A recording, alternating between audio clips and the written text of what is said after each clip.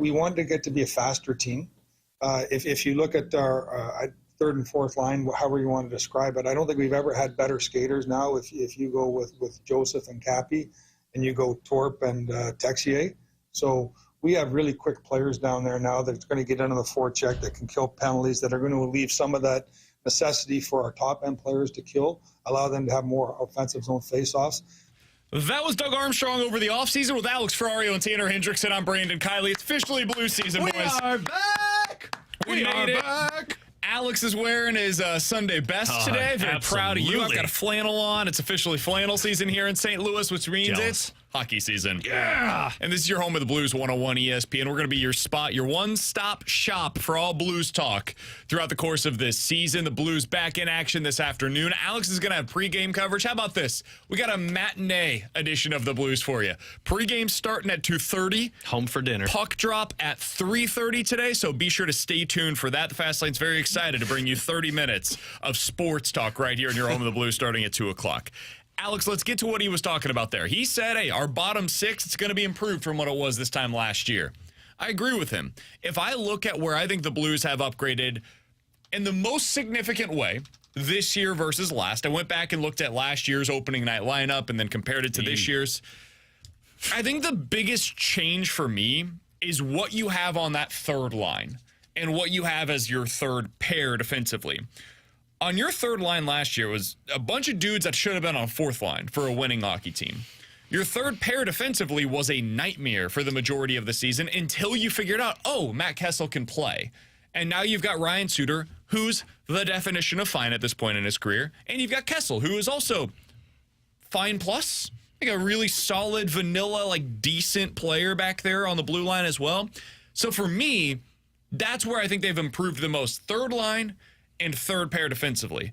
My question on this is, and this is not me diminishing what they have accomplished, but my question is, how much does that get you in terms of the upgrade with your points at the end of the season? Alex, do you agree with the premise that that's where they've upgraded the most? And if so, how much do you think that improves this team going into 2024? I agree on half of the premise. I agree the bottom six has improved, especially when you're talking about Kevin Hayes and Jakub Vrana, Sammy Blais. All three of those guys were supposed to be offensive upgrades, and frankly, they were kind of downgrades in terms of offense for the team, specifically Vrana and Sammy Blais. Being on a fourth line on a winner was a bit of a stretch, too, it felt like. Probably, absolutely. But that I agree with. The defensive side, I actually go the pair ahead of Suter and Kessel, that third pair. I look at Krug and Falk last year. Now, Falk was injured, didn't finish poorly, but you didn't really have the point production. Plus minus was okay. Torrey Krug was not good plus minus wise. He was a minus 31. Now, he contributed points wise. None of that was on the power play. Those two seemingly were a liability when they were on the ice defensively. The expected goals for percentage was at like 69% with those two together. It's the worst on the team. So you take that and then you upgrade it with a healthy Justin Falk. And I know there's skeptics out there of a healthy Justin Falk and what it looks like. I'm going off of that first season or the second season where he had like 47 points. But I'm also putting a Philip Broberg there because you have size, you have speed. It's an unknown, which can be a bad thing, but it also can be a very positive for this team, especially when you've got the size and the puck skills and the ability to skate. That playing with Justin Falk, to me, is a massive upgrade over what Torrey Krug and Justin Falk were. I think it can be. I'm not positive that it is. You're going to have hiccups. That's where I'm unwilling to go all the way there just yet because I haven't seen it with Broberg. I think it has the potential to be the most meaningful move that the Blues make during this retool. I think that has the potential to be that kind of a move for them. But he's still so young, and he's being placed in such an important position on the roster in terms of being a top four defenseman that's going to play, 18-plus minutes per night. There will be mistakes. There will be moments where it looks really bad. That's to be expected. Learn from those mistakes. That's what this season is for. So for that reason, I'm not sure for me I'm ready to say, hey, your second pair defensively is definitely better than it was at this point last year. I know everybody who's sick of the Torrey Krug experience. I get it. I'm not blaming you for that. Torrey Krug was a pro. Torrey Krug had his moments.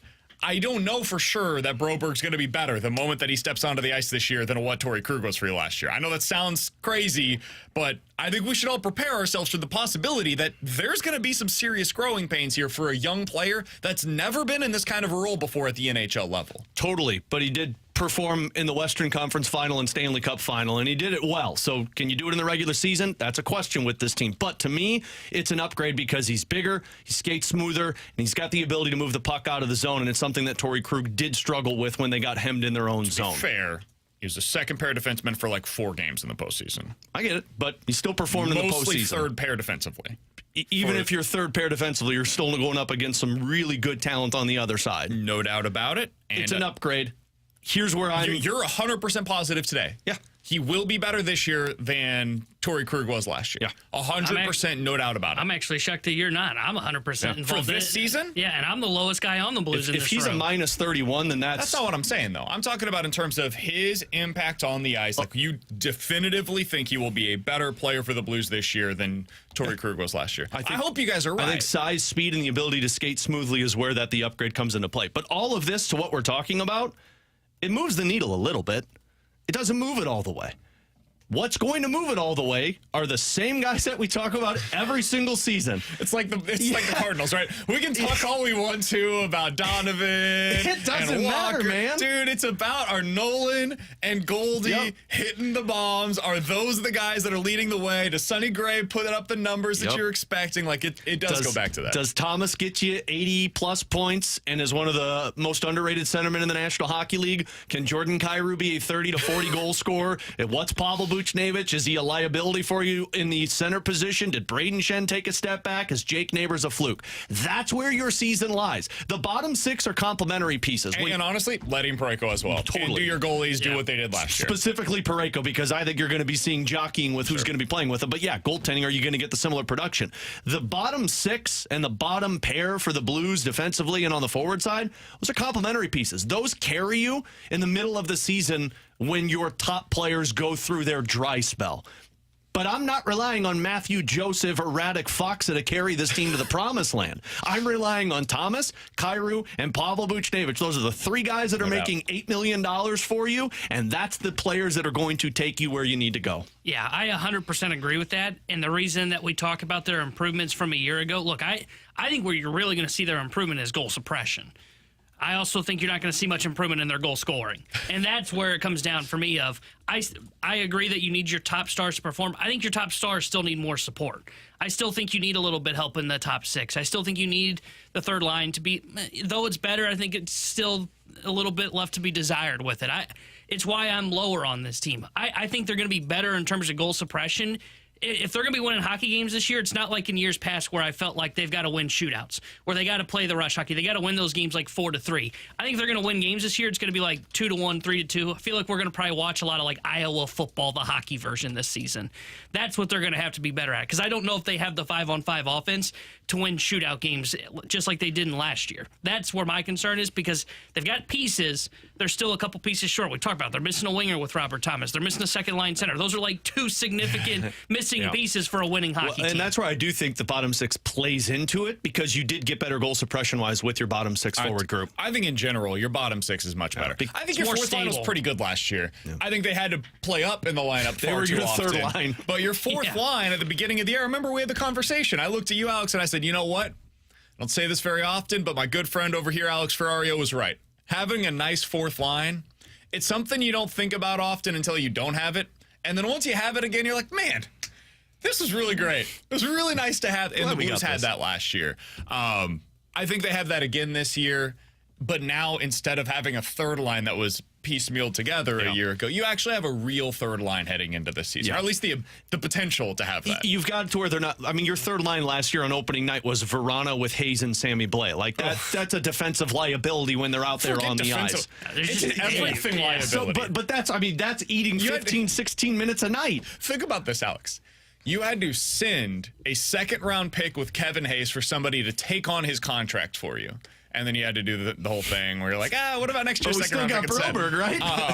Can we have that back? Is Sammy Blais in the NHL right now? He's a PTO, and I think he's in the AHL. Verana was a PTO and signed an NHL contract. That was your third line on opening night last year. And played a decent portion of the early portion of the season for you as your third line. This year, you've got real NHL players on your third line. Yep. That's, if you want to look at any one area of the team that has upgraded the most, it's right there for you. Alex, you're right, though. It does come back to, can Kyrou get 35-plus goals? Is Shin going to have a bounce back season this year? Can Neighbors give you what he did last year? Hell, with Thomas, if he simply repeated the season that he did a year ago. Totally. I think you look at that. I know people are, can he be a 100-point player? That'd be great. I would love to sign up for that. Can he just be an 85-point player again? Because if he can, I think you're in a pretty good spot for this team, given what is playing around him. Do you have a second-line center on this roster? Like, does one exist? Because I think right now the answer to me is no. Can that second pair defensively be as good as Alex thinks it can be? If it can, man, this team might be better than I'm giving it credit for. Where are you guys at with them right now? We are officially to opening night for the NHL for the Blues. Do you guys think that this is going to be a team that ends up making the playoffs a little bit earlier than anybody expected through this retool? I do. I think they're a team that gets that bottom wild card spot. I mean, technically, you'll consider it a fringe playoff team because, I mean, in all reality, that's what this is going to be. You're either going to be that bottom wild card or you're not getting in. But I think this is a 94 to 95 point team, and I think that is what it's going to take to make the playoffs as that last wild card spot. Yeah, and I don't think they are a playoff team. I think they sit in the 80 to 85 point range. I don't know if they have the offense to get them to the playoffs. I think they've got the goal suppression to potentially help them out.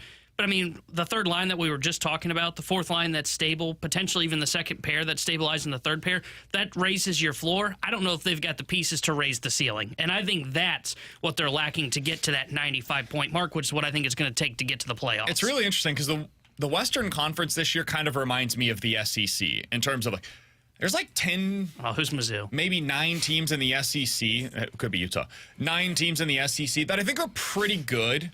There is no great team in the SEC this year. Last year, there were a few great teams, like truly great teams in the SEC. Maybe you want to argue Texas. We can have our discussion on that. They're still not playing their best quarterback, neither here nor there.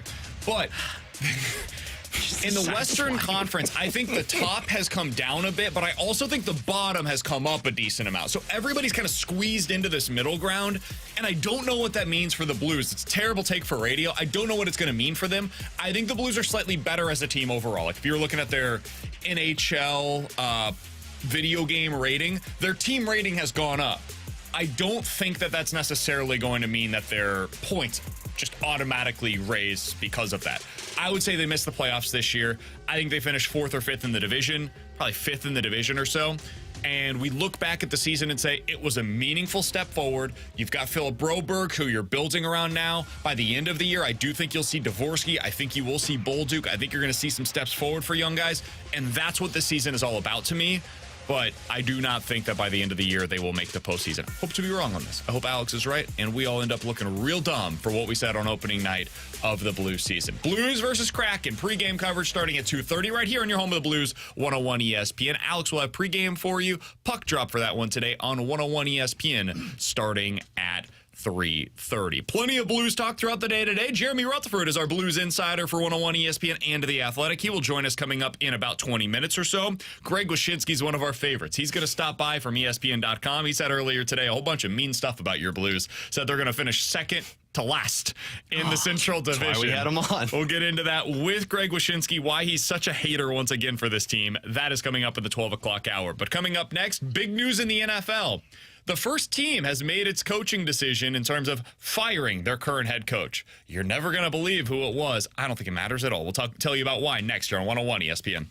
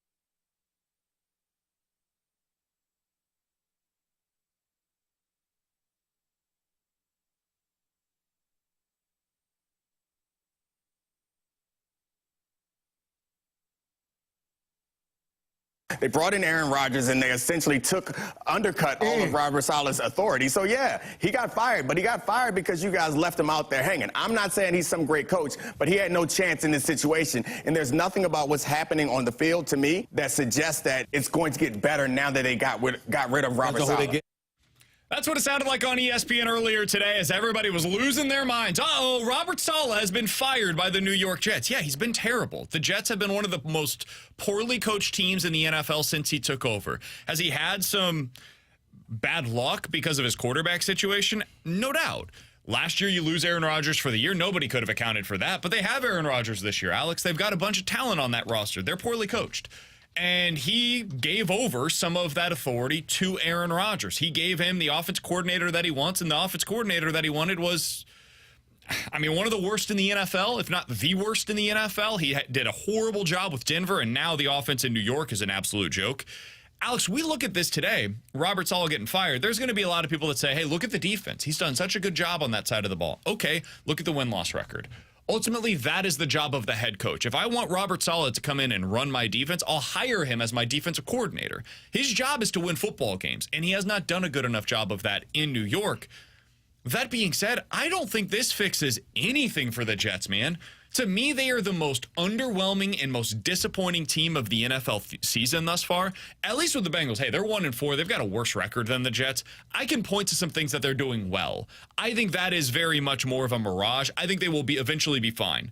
There's nothing that is a mirage about the 2-3 record for the Jets. That's who they are right now. I don't think firing Saleh really fixes that. I think this is just a team that looks to me to be an 8, maybe a 9-win team. Maybe they get lucky and that's enough to get into the playoffs this year in the AFC because there's not a lot of great teams in that conference. But to me, this was just rearranging the chairs on the Titanic, man. This thing's going down. This ship be sinking. It's not pretty in New York. Yeah, this has nothing to do with Robert Saleh. You're firing Robert Saleh because it's not looking good right now. The problem is the quarterback. The quarterback was running the show, and we saw it in that awkward hug that didn't take place on the sideline after a touchdown. That didn't age well. Aaron Rodgers and Robert Saleh were not on the same page. And guess what?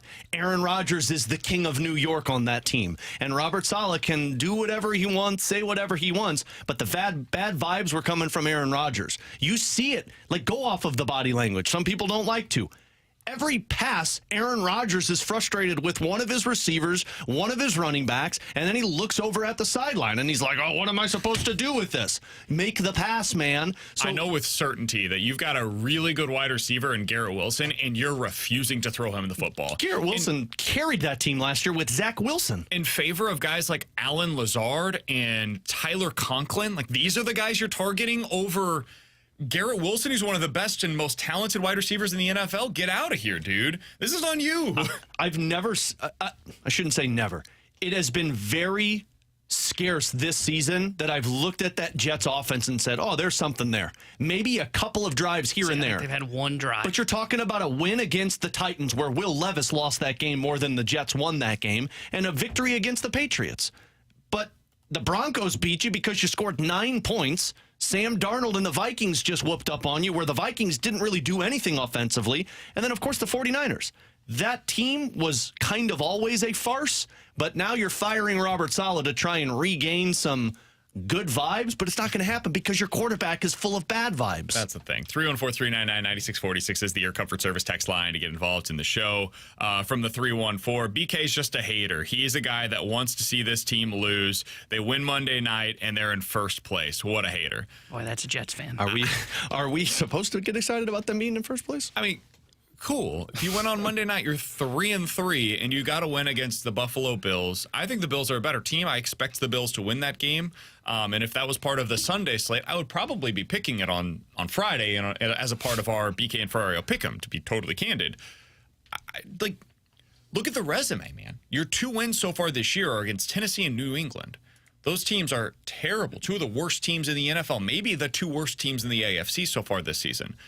You looked overmatched against San Francisco, and we've now seen San Francisco is not the same team as they were a year ago. You mentioned, Alex, the game that they played against Denver. They looked lost in that one. And then on Sunday against the Minnesota Vikings, they just looked like the lesser team. There's nothing here on their resume thus far. All you can point to is hope, faith, belief. It's all a bunch of like, hey, maybe, possibly, also. No, dude. What we have seen so far this year on the football field is that the Jets are a bottom 10 to 15 team in the NFL. That's who they are. And if Aaron Rodgers' name was Sam Smith instead of Aaron Rodgers. I love his music. Good stuff, man. If it was Sam Smith instead of Aaron Rodgers that was leading the charge right now, we would be talking about them needing a new quarterback at the end of the season. But because it's Rodgers and he has the resume, and 5 years ago he was the best guy in the league, we've got to pretend as if he's been playing well this year. He's been one of the worst quarterbacks in the league thus far. Can I read to you, gentlemen, you fine gentlemen, the teams in the AFC that have scored more points than the New York Jets? Wouldn't it be a shorter list to do the opposite? Sure. Humor me a little bit, though. Sure. The Denver Broncos, the Vegas Raiders, the Jacksonville Jaguars. Wow. Well, Jacksonville. They have scored the same number of points this season as the Pittsburgh Steelers.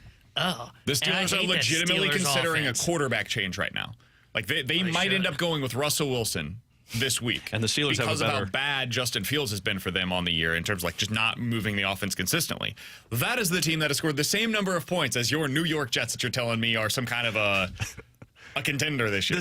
This Texas is a Jets fan. They fired their coach for a reason. This Texas is a Jets fan. When it comes to Denver versus New York, please note that there was rain during that game. You're right. Oh. Sorry. That's why it was 10-9. Thankfully, it doesn't rain during New York or during the fall in New York, so they're good from here. Buffalo, a place that they will play at some point, doesn't rain there. New England, I'm sure it'll be great weather. No precipitation beyond this month in New York. I hate that excuse so much because it's like, oh, it only rained when the Jets had the ball. Come on, the Broncos had to play in that too, and they still kicked the crap out of Here are some other upcoming road trips this season. Thankfully, none of these places have bad weather in late October or beyond. Oh, boy.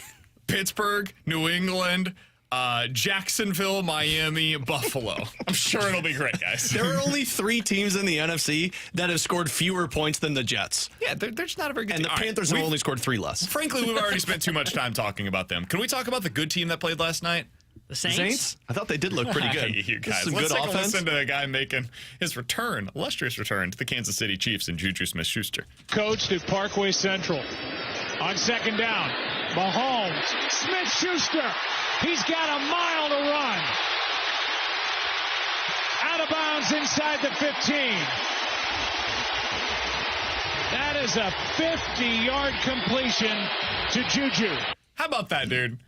This was officially the transformation that the Chiefs needed in order to become the new version of the New England Patriots. I know nobody wants to hear me gloat today, but here we are. I'm going to do it anyways. Because, Alex, the Patriots, one of the things that made them so unique is they could have guys that, especially on the defensive side of the ball, they would leave the Patriots scheme. They would leave Bill Belichick and go elsewhere and get these massive contracts, right? And just totally flame out wherever they went. Jamie Collins is the one that immediately comes to mind for me. He went to the Browns, got this big contract with them, flamed out in a huge way, came back to the Patriots and became like an all-pro again once he came back to the New England Patriots. Dude, Juju also ran for the New England Patriots last year. He was so bad for them, and his knee was in such a bad place, according to their team, that they cut him this year despite owing him a boatload of money still.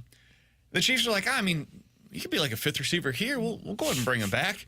And last night he puts up 130 receiving yards for the Kansas City Chiefs. He was the first Chiefs wide receiver not named Rashee Rice to do so since Juju did that 2 years ago for the Kansas City Chiefs. He was the first Chiefs wide receiver not named Rashee Rice with at least 100 receiving yards in a game since Tyreek Hill was traded. Oh, that's a good name to be next to. It's just Juju, Rashee, and Tyreek Hill a few years ago that have done this for the Chiefs.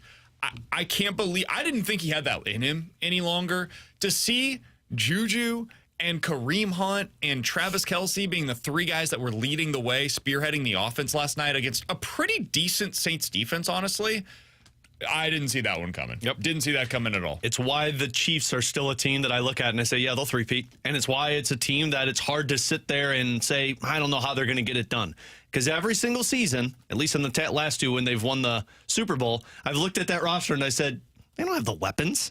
They got a couple of guys. And then you're right. And then all of a sudden, Mecole Hardman, Juju Smith-Schuster comes out of nowhere. And it was like, what is going on right now? So I can't deny them right now. Now, the problem for the Chiefs is they probably should tell Juju, hey, man, sit back for a couple of weeks because we're going to need this in the later portion of the season. But They've got devil magic. I don't know what it is that they find ways to do, but you're right. They'll pluck somebody at the trade deadline. They'll go in and they'll trade for some no-namer and be like, who is this guy? Tony. And probably Tony again. That's right. He was the one that didn't work out for Kansas City, unfortunately. No, they're not getting Kadarius Toney. They will pluck. should bring him They back. will pluck somebody off of a team. It'll who's be Amari Cooper, who is a pretty good wide receiver. He's in never a been really there. bad Yeah. situation He's never with been there Cleveland. before. that doesn't play into my scenario. This is going to be a third or a fourth string wide receiver on a team. They'll be like, who is this guy? They're going to get him, and the dude's going to go off for like 5 touchdowns in his first game. My biggest thing with the Chiefs, I truly believe this. I think they went to Juju and Kelsey last night and said, listen, we need everything from you guys for one game because they've got the bye next week. And they're going to try to figure out that wide receiver trade that you're talking about. They'll get some help in there. They probably went to him and said, we need one game out of you guys. And then we're going to put you back on ice, and we'll keep you healthy until the postseason, and then we'll get you back out there getting the reps that they clearly need. But in the meantime, give us one game, one big moment. And if you do that for us, we win this one. We'll bring in Christian Kirk. We'll bring in Amari Cooper. We'll bring in DeAndre Hopkins. Somebody that can help us out offensively that'll take some of the load off of Travis Kelce and off of Juju Smith-Schuster. The Chiefs are winning the Super Bowl again this year. It's Even crazy. that one game didn't get me a win with Travis Kelce in fantasy, so it's a waste of one game. He had a good game, though, last night. Yeah, we'll try and catch a touchdown or two. No, Yeah, seriously. 0 touchdowns. Yeah. He just can't throw touchdowns. Has he gotten one yet this season? I think he's had one, yeah. Has he? I think that's right. Early You in can the understand how I forgot that he actually scored one. He's Alex. That's T-Bone on BK. Coming up in 15 minutes, 314-399-9646 is the Air Comfort Service text line for questions and answers. But next, we'll have some questions for Jeremy Rutherford, as it is officially the start of the Blues season. Today, he joins us live from Seattle, where the Blues kick off their season later on this afternoon. JR joins us next here on 101 ESPN.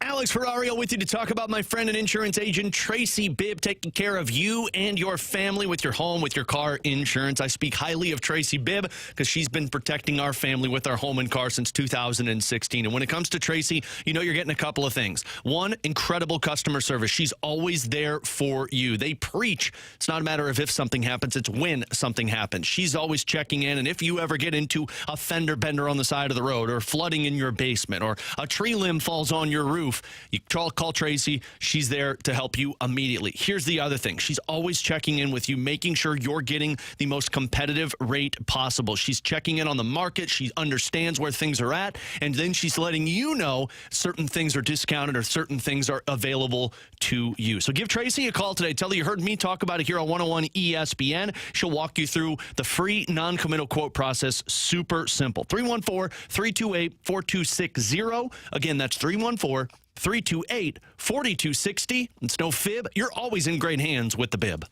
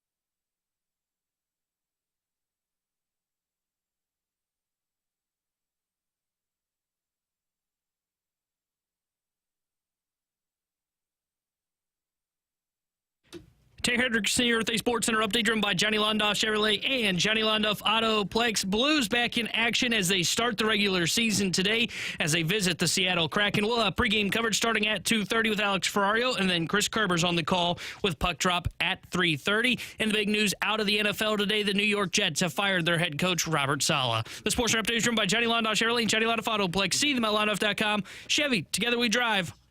Are you kidding me?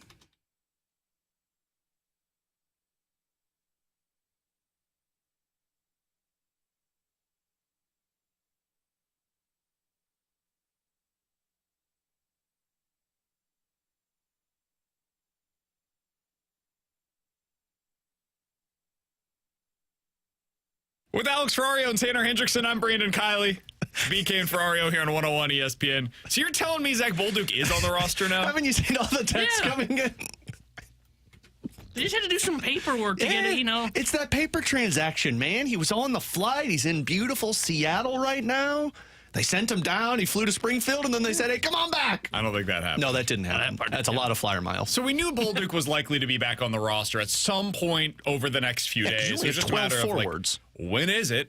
Is it today? It clearly is. Is it tomorrow? Is it Thursday? What's the plan going to be? Well, we can get more on this with Jeremy Rutherford. I'm sure he has all of the answers for us as he is in Seattle right now as the Blues are preparing to take on the Seattle Kraken in their season opener this afternoon. Jerry, we appreciate the time as always, man. People can read your great piece about Drew Bannister over at The Athletic. We'll ask you about that here in just a moment. Follow you on Twitter at JP Rutherford. Can you give us the latest as to what is going on with Zach Bolduc and his status for tonight?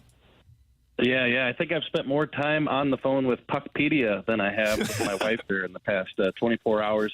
And, yeah, it's a situation where there's a lot of cap gymnastics. And the Blues, 6 months ago, we probably didn't expect them to be at the cap, but then they made the offer sheets to Broberg and to Holloway, and it puts some more salary on their payroll, and they're a lot closer to that $88 million. And when you talk about the Torrey Krug injury, you're looking at $6.5 million on the cap. Now, here's the part that we need to be clear with everybody on.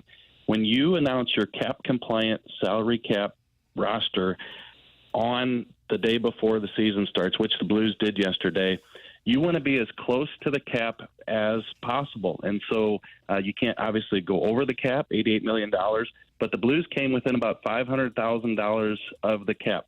That is to your advantage. That's because if then you decide to enter LTIR, which the way it's been explained to me by capologists is you're basically leaving the salary cap world and you're entering LTIR, now you have the maximum of that $6.5 million for Krug's salary, or if you did it with another player, to spend. And so yesterday there wasn't enough room for Zach Bolduc. They put him assigned them to Springfield, and today they recall them because now they have the cap space because they were compliant, and now they've opened up some cap room. So it's pretty confusing, and as a reporter, you don't want to guess at it yesterday and say, hey, this is what the Blues are probably going to do because there's 2 or 3 different avenues that they could take. Obviously, now that we've seen that Bolduc's recalled, this is what they were planning all along. So they're basically in the multiverse. I was just going to say the NHL salary cap. I feel like you just described the multiverse to a non-Marvel fan. Exactly. Okay. So it does get complicated, but sometimes it's best just to sit these things out and just let's see what the Blues plan to do. They have Bolduc, and by the way, he is eligible to play today against. Is he going to be in the lineup then, JR? Like all of this talking about what his role is going to be, whether he's going to be here. Is this dude going to be in the lineup I was told Kapanen's a 25-goal scorer. Yeah, and that's why it's best just to let things play out. And you can sit there and speculate it, but I'm here in Seattle, so I'll be at there's not a morning skate, but we'll be at the warm-ups and we'll find out. But the fact that they said that he's eligible to play leads you to believe that he might be in the lineup. But we look at the last week of the preseason, and Kasperi Kapanen played pretty well. I know you guys have talked about it a lot. Do you get Zach Bolduc out there first game? I'm of the belief that you play this guy. I think he helps you. I think he's got tools that you don't have otherwise on this roster. And I think that I think that you get him in the lineup as soon as you can and see if he can kind of carry some of this over and be the type of player you hope he can be. So would this be considered a trial run for Bolduc then, JR? Because, look, Saad and Sundqvist not on this trip. They talked about how, Sundqvist's going to ramp up. He still might be a few days away before he can play. Saad, of course, staying back in St. Louis for the birth of his child. You've got 12 forwards. Bolduc's the 13th. And when Saad and Sundqvist come back, I was sold a bag of goods that Kasperi Kapanen looks like an NHL forward. And are we going to get to the point? I can't believe you bought it. Yeah, I can't believe you bought it. Everybody did it. But are we going to get to Tuesday and then we're talking about potentially Kapanen going on the waiver wire if Bolduc plays well? Or is this more of a certainty of, look, Bolduc is going to stay here? Okay, so I understand the question, and I'm going to answer it, but you're asking the wrong person because I believe that you should play Bolduc. I think this guy should be in the lineup. I think you're in a retool. I realize you want to win. You want to make the playoffs. You've brought in some forwards who can help you. I think a player like him, 21 years old, who's shown glimpses of it, just needs a runway and needs to play. Now, to phrase it the way you phrase it, is it a situation where he gets a little trial run here because you don't have Saad and you don't get you don't have Sundqvist? I suppose it could be viewed that way, that you get him in there, you see what he looks like for a couple games, and if he shows that he can play, then you make a change elsewhere. But to me, these last year, this year, I realize you want to make the playoffs. Here's a player who can help you make the playoffs. He just needs some runway. I try not to intertwine the Cardinals a lot. I know that's your guys' job, but look what happens when you don't give these young players runway. They don't get a chance to develop, and I think he's going to get more development here with the Blues than he is in Springfield. So it could be a little bit of an audition, but if it were me and the way I look at the roster, I think you got to play this guy. Jared, I'd just like to give him a standing round of applause. Jared, we're on the same page, Everything though. he just said. If he's here, he's playing in your top six. He has to. I mean, he's not going to come and sit regularly, be your 13th guy on the road trip. Let's say he doesn't play today. But if he's going to be in the lineup, I like the construction of the Blues bottom six without a Bolduc. So to me, he doesn't even enter that conversation of playing in your bottom six, even though he told me a couple weeks ago, he said, I just want to be here. I'll play third line, fourth line, whatever you need. So to me, there's 2 points to be made here. A, he's got the skill set to be in your top six. He can help this team. He's got the shot. He can be on your number 2 power play, maybe even sneak up to your number 1 power play.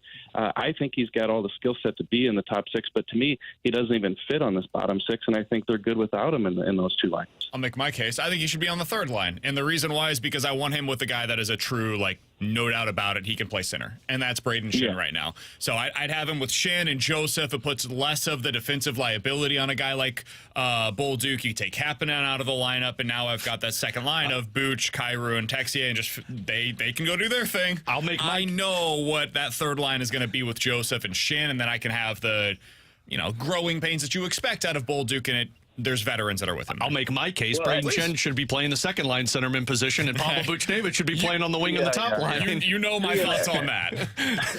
See, and that's what I'm saying. We could look at this every which way. Under BK, under your scenario, where does Saad play when he comes back? That's my only thing. To me, he's on the third line. Yeah, that could be, but I like Saad on the third line. I'd prefer Bolduc on the second and Saad on the third as opposed to flipping that. Totally fair. I'm talking about for tonight. When Saad gets back, we can have that conversation. We'll see what it looks like with Bolduc in the lineup, see how Texier is playing. At that point, I think there should be a serious conversation to Alex's point about Shin moving up as the second line center, potentially depending on what happens with Buch. You might reconstruct the entire thing. But yeah, for tonight, if they decide to go with Bolduc, watch, they're going to put Kapanen in there. Yeah, Bolduc's going to be a healthy scratch. Be the 13th forward. Glad we wasted our breath. All right, JR is a fantastic writer, by the way. You can read his great work over at The Athletic. He had a piece earlier today talking with people that have coached with Drew Bannister in the past, Alex, and talks to them about, hey, what does Drew Bannister bring to the bench for the Blues now that he has that full-time position? And tonight's going to be the first night that he coaches for the Blues as officially no longer the interim, the head coach of the St. Louis Blues. JR, doing your reporting for that piece, what did you learn about Drew Bannister that you didn't already know?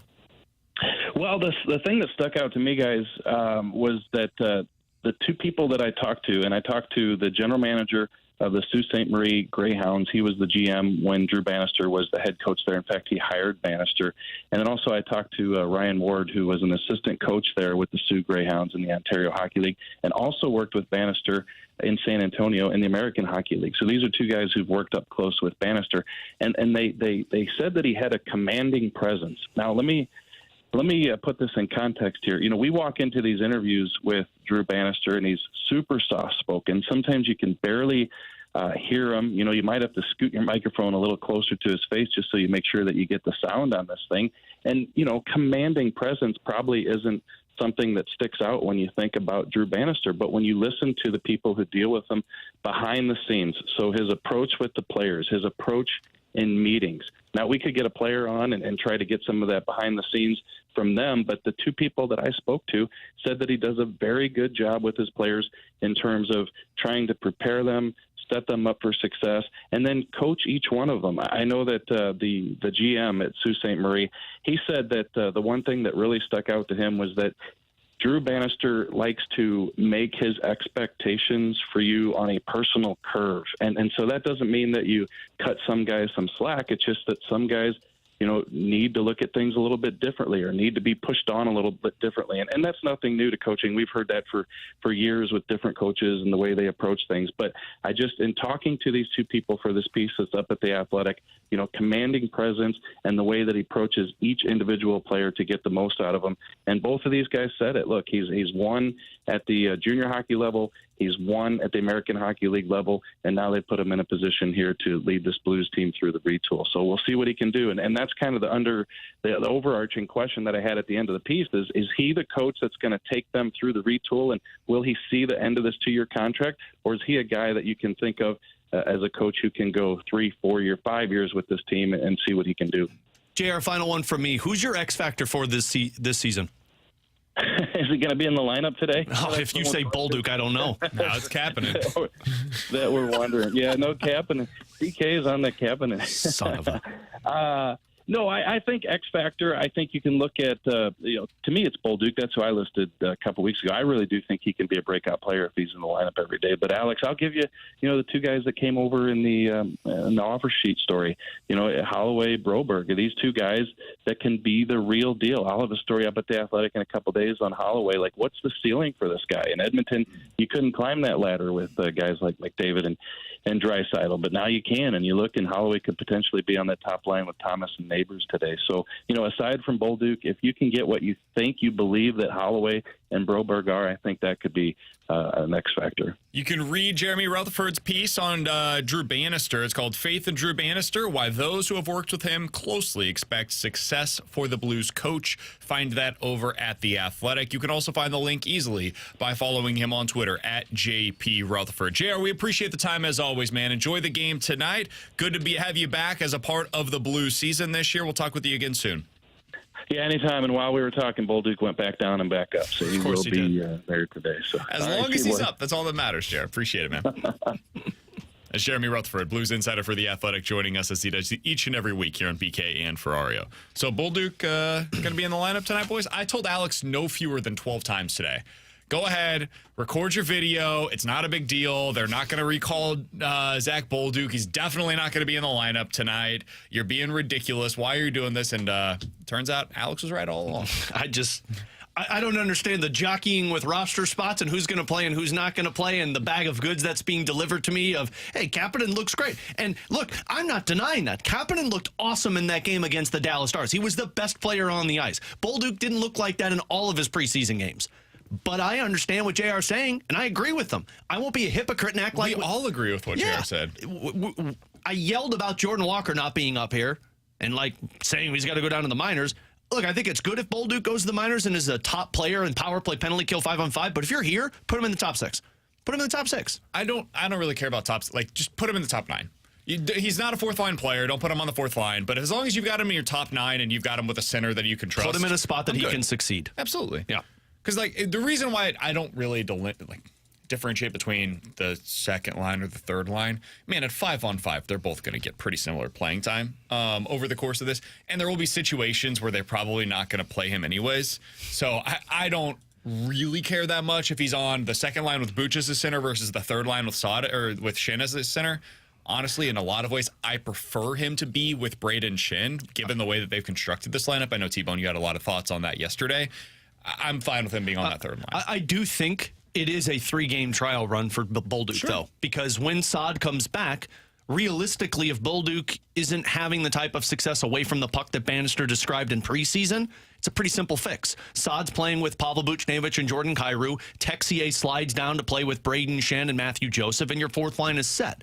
And it's the easier asset management to where you've got a guy who doesn't have to go through waivers versus, and I know people are in or out on Kapanen, but at least it's depth for you, and you have somebody who can jump in. And as Tebow mentioned, you got somebody who's used to sitting in the press box who can come in at any time. Kapanen is in the Matt Carpenter role. Yeah. Hey, can you be our 13th position player? Good for him. That's effectively what he is. Go sit in the press box when we need you. If somebody gets hurt, you can go out there and give us competent play that night, and that's it. And then go back up to the press box.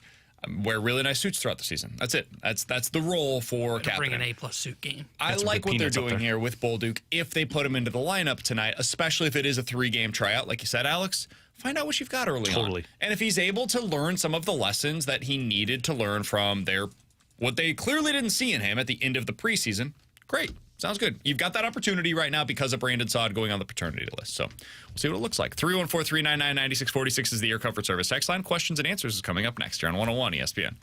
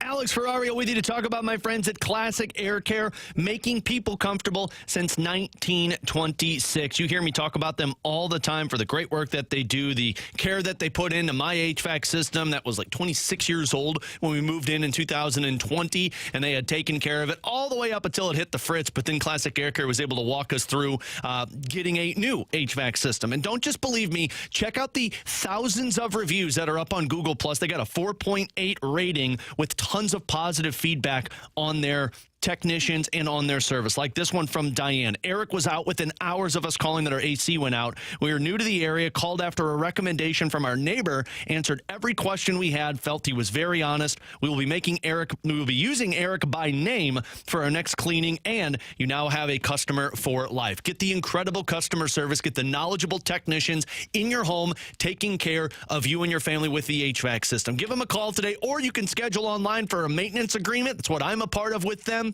Just tell them Alex Ferrario sent you. That's at Classic Air Care or classicaircare.com.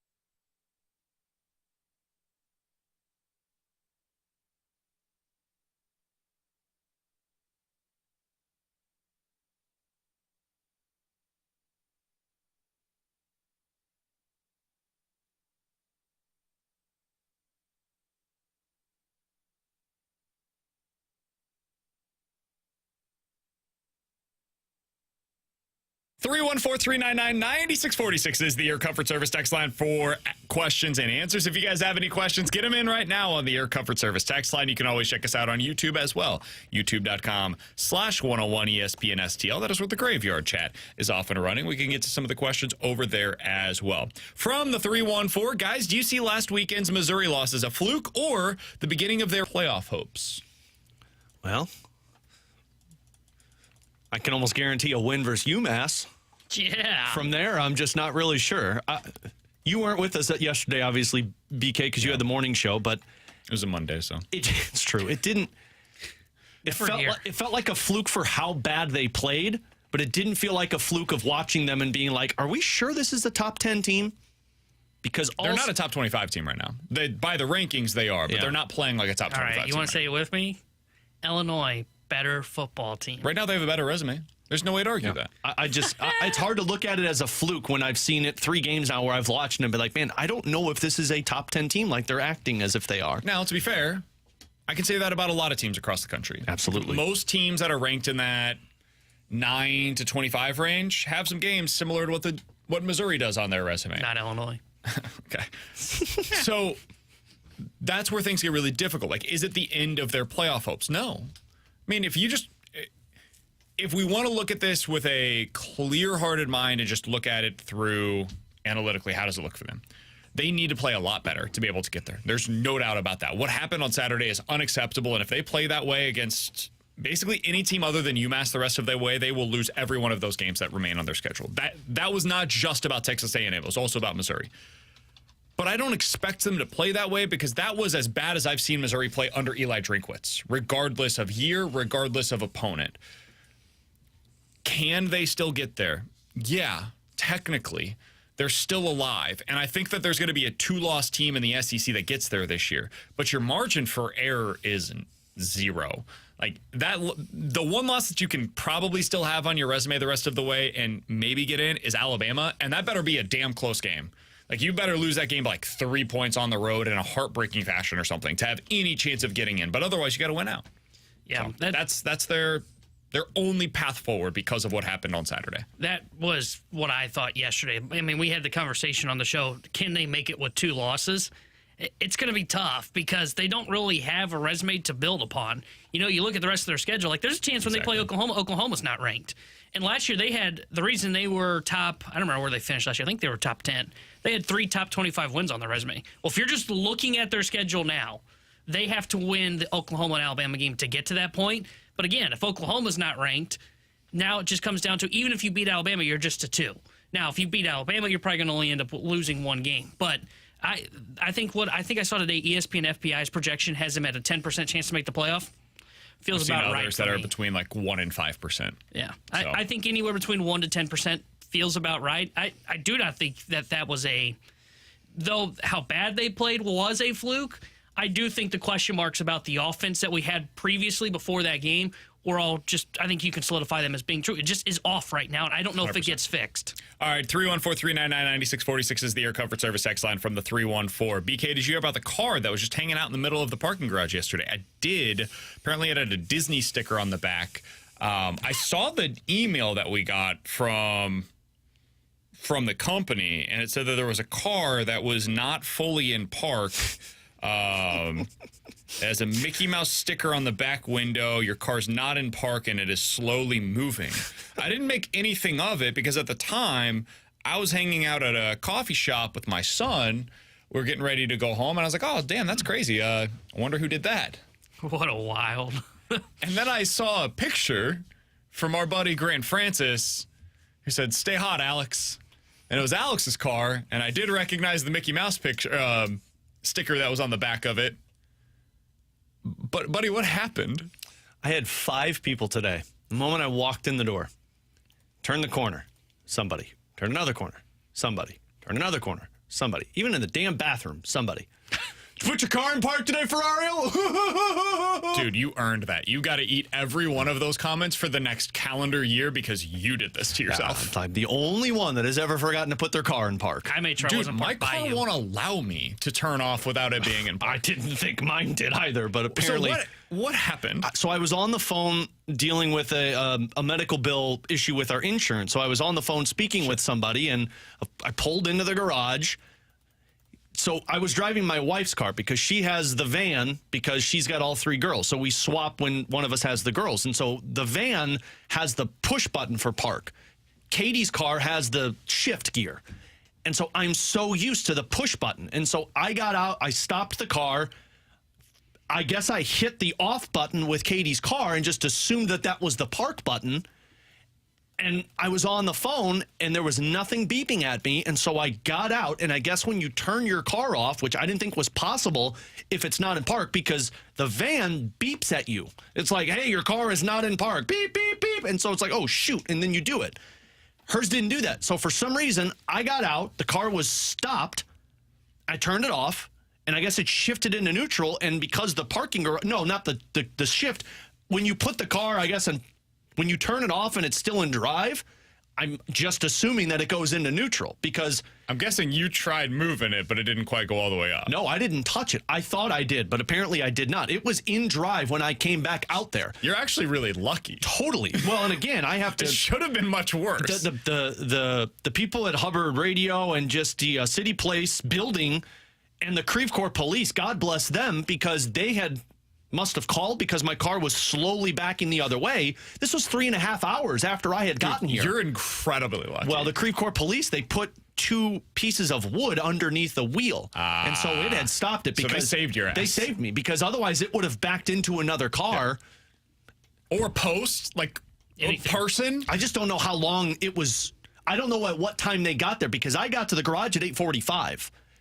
And so from 8:45 until 11:50 was the window. So 3 hours was the window of me leaving my car, and at some point in between the Creve Coeur police putting those pieces of wood underneath. But yeah, that was scary. Because Mike Ryder, our program director, essentially our boss, he came in and he's like, dude, your car's rolling backwards in the garage. I'm like, bleep off. He's like, no, seriously, your car is rolling backwards. I'm like, Did you not see the email? No, No, I didn't it's in the either. middle of a show. No, I didn't see the That's email. why I didn't know where he got that from. I thought he just pulled it out of his head. I did too. Out of his head. I was like, what kind of joke is this? When I This saw makes the no email sense. that said the Disney sticker, I was like, oh, come on, really? The Mickey Mouse sticker, that's what did it? Well, yeah, people know. There's no way you compare me to that because it's got a 26.2 running a marathon, and if you know me, you know I don't run. Well, I know your cars because we walk in at the same time a lot of the time. Oh, that's amazing.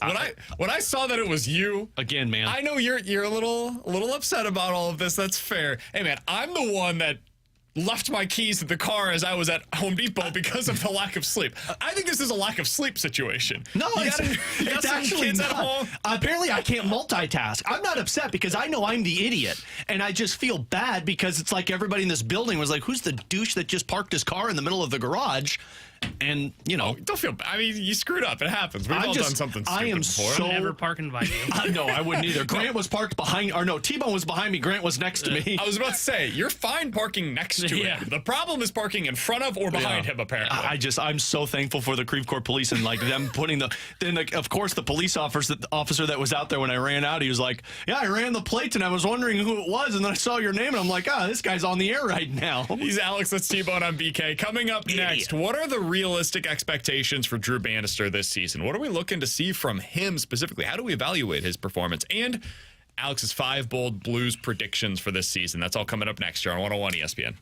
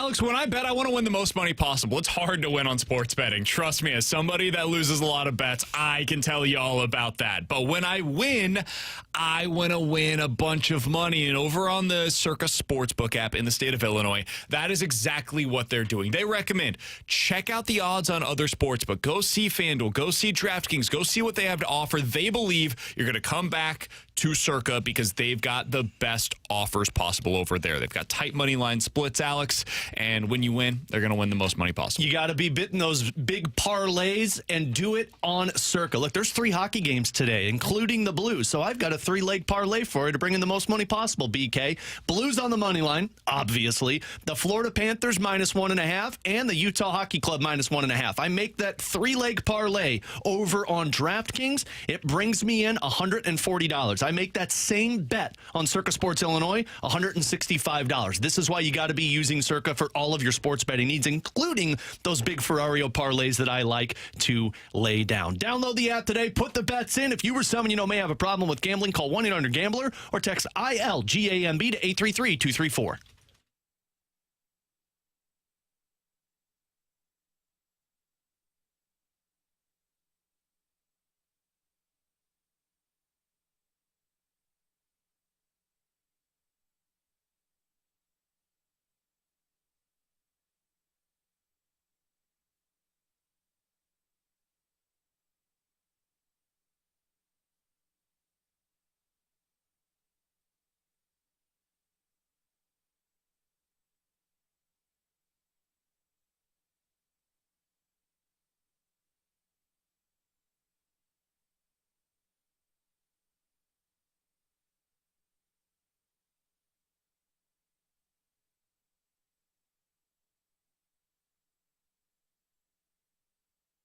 Drew's like a young player, like a Jake Neighbors type player. He's at the start of the infancy of his career, and he wants to have a long career, and he's putting the work in to make sure he's going to be a good coach in this league for a long time.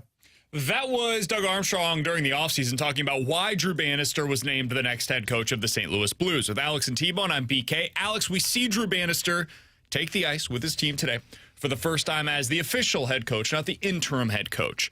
We'll do this quickly, but what do you think you're evaluating Drew Bannister for this season? Improvements in specific areas.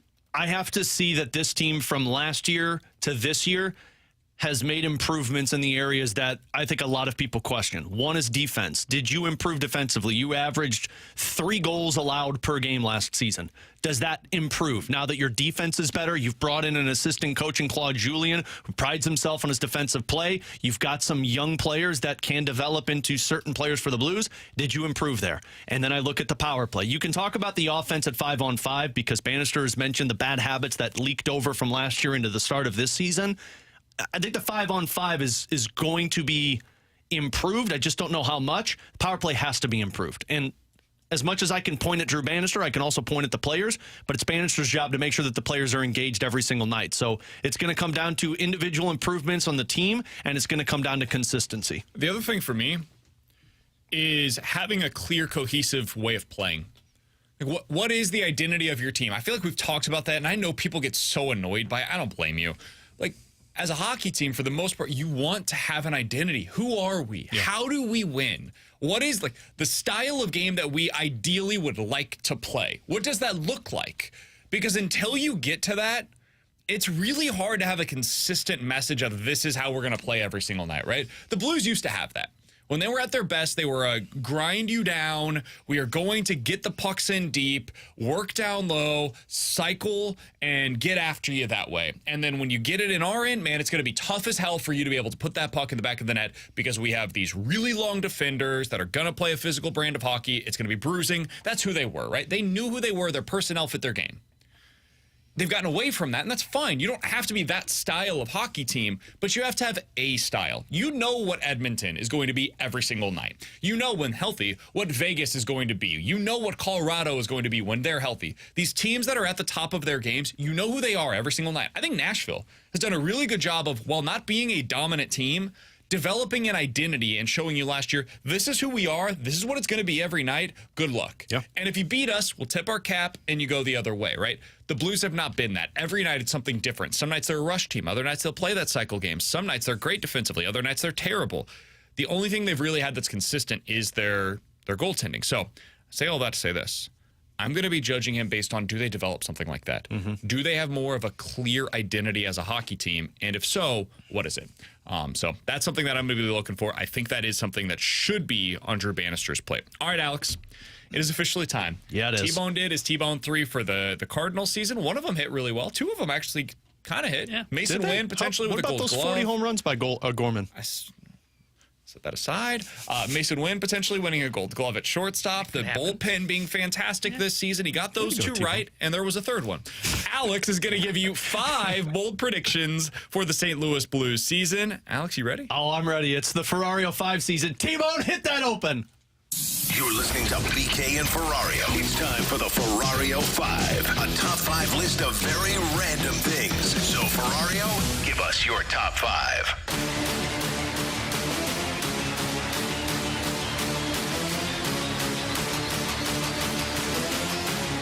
All right, I'll roll through these a little bit. Number 5 on this list, boys, Dalibor Dvorsky scores his first point and goal this season for the Blues. Is that bold? What? There's no... Yeah, that's bold, because I think a lot of people are assuming he's going to stay down there this season. And if he comes up, I don't think they expect to see a goal or a point. These are going to get better 1 through 4. Well, I mean, yeah, it's 5. What do you expect in this one? I got to get some type of percentage that hits. Your bold prediction is that Dvorsky will score a point. I feel like that would have been like me saying Mason Wynn hits 200 this year. Yeah. Or Mason Wynn gets ahead. Of course, guys, we're talking about Bolduc potentially being in the minor leagues this season. Dvorsky, For like 5 games. I don't think you're going to see Dvorsky until post-trade deadline. I don't expect to see him anytime soon for this Blues team, which is why you're only going to have a short sample size. Dvorsky scores his first goal and point this season. I'll agree with that one. Dvorsky gets 20 points. That would have been bold. No, you guys, see, this is, I'm trying to turn over a new leaf here. You guys just assume I throw the heat. Well, it's 4. Now it gets a little hotter. Binnington and Hofer finish as a top 5 tandem in the National Hockey League. That's better. I can see that one. I look at Ullmark and Swayman last year, and I think Hellebuck and whoever their backup was won the Jennings Trophy, but it was really Hellebuck that won the Jennings Trophy. I look at what Ullmark and Swayman have done the last 2 years. That's Binnington and Hofer this season. I think you'll see something like a 45, 37 games played between them, and both are going to be sporting sub-3 goals against average with a .920 save percentage. All right, there we go. Top 5. Well, 920. Okay. As a team, not individually. Come on, that's crazy. Number 3 on this list, boys. Dylan Holloway plays an entire season with the Blues and outperforms Jake Neighbors this season last year. That would be 40 or more points for Dylan Holloway this season. Okay. Entire season, I think he's in your top 6. I don't see him dropping below your top 6. I think the finagling is going to come with the Braden Shens, the Pavel Buchneviches, what guys move up and down. Holloway's in your top 6, and I think he gets you 40 points this season. However you want to divvy him up, 40 points for Dylan Holloway. That's a good one. Number 2. I think I've mentioned this before on the show. Justin Falk scores 25 points on the power play this season. First time since Kevin Shattenkirk did it in 2013, 2014. And that results in the Blues being a top 10 power play this year. That is bold. Very That's bold. your boldest one so Saucy, far. and I like It's it. very bold. 16th, I think, is where they finished last season, and I see a 6-team improvement next year for the Blues. And a lot of that is going to be because Justin Falk scores those power play points. Number 1. Oh, boy. Trying to think what It's got to be something. direction What do you guys think I'm going to do I'm with going to this? go Neighbors with 40-plus goals. I feel like Neighbors could be one. I think Broberg has a potential to be a part of this in some way. Those would probably be... maybe you see something with Thomas as 100 points. I can see one of those. I mean, I don't know how bold that one is. Thomas at 100 points? I mean, don't we all want to see him get there? Sure. Do we all want think to that get he's there? going to get there? No. Well, You think understand that the maximizing last time a player lines. has got 90 points on the Blues was back in 2002, 2003, right? Also, I think we just throw around the notion of him getting to 100 points as if it's something that happens all the time. Doesn't happen. were 9 players in the NHL last year that scored 100 points. You guys are getting warmer. I didn't say 100 points. Cairo 50 goals? I said, no, come on, you know better than that. I said Robert Thomas, first player to score 90-plus points since Pavel Demitra the 2002-2003 season. Come on, man. Not T-Bone over here. Gorman going to score 40 home runs this season. He was close. Robert Thomas, though, I see 90 points. First time since Pavel Demitra. however you want to view that one, but that's my boldest prediction, which you might go. Yeah, I would say that's your third boldest prediction. Dvorsky was number one. Falk 25 power play points is easily your boldest prediction. That's a big one, man. And if he gets there, that would be the type of thing. Like if I could pick any one of yours to lock in as a Blues fan that I think makes the biggest change for them, Falk getting 25 power play points would be that, because it does indicate what you're saying, which is a top 10 unit, and that opens up a lot of possibilities for this team. And if Falk gets 25 points, that ties into Robert Thomas at 90 points, because you're on the number one power play with him, and Falk's not going to be scoring all of the goals. It's going to be picked up in assists.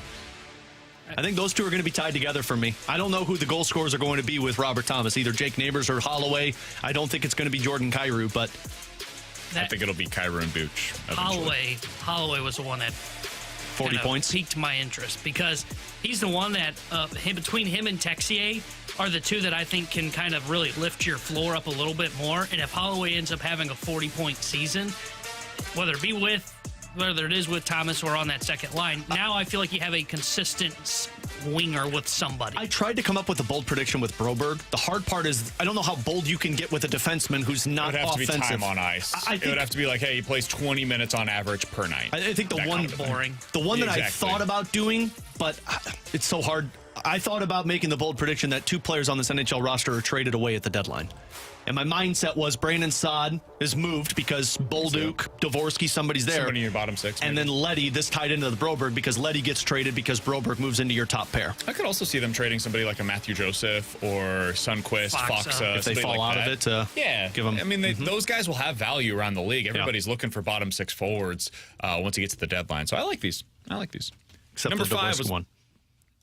Hey, man. I got to do better than that. But the other 4, I thought you really took it up a notch. I think it's pretty bold because I don't think he's going to be seeing any NHL time until February or March. I think it would have been really bold for you to say that he won't score a point this year. That would have been that would have been the boldest prediction on this list. That's bold. That's not bold. That's stupid. He's Alex's T-Bone on BK. Coming up next, 314-399-9646 is the Air Comfort Service text line. Alex is betting on Dvorsky to score a point. What are you betting on? Bet it or forget it. Coming up next here on 101 ESPN.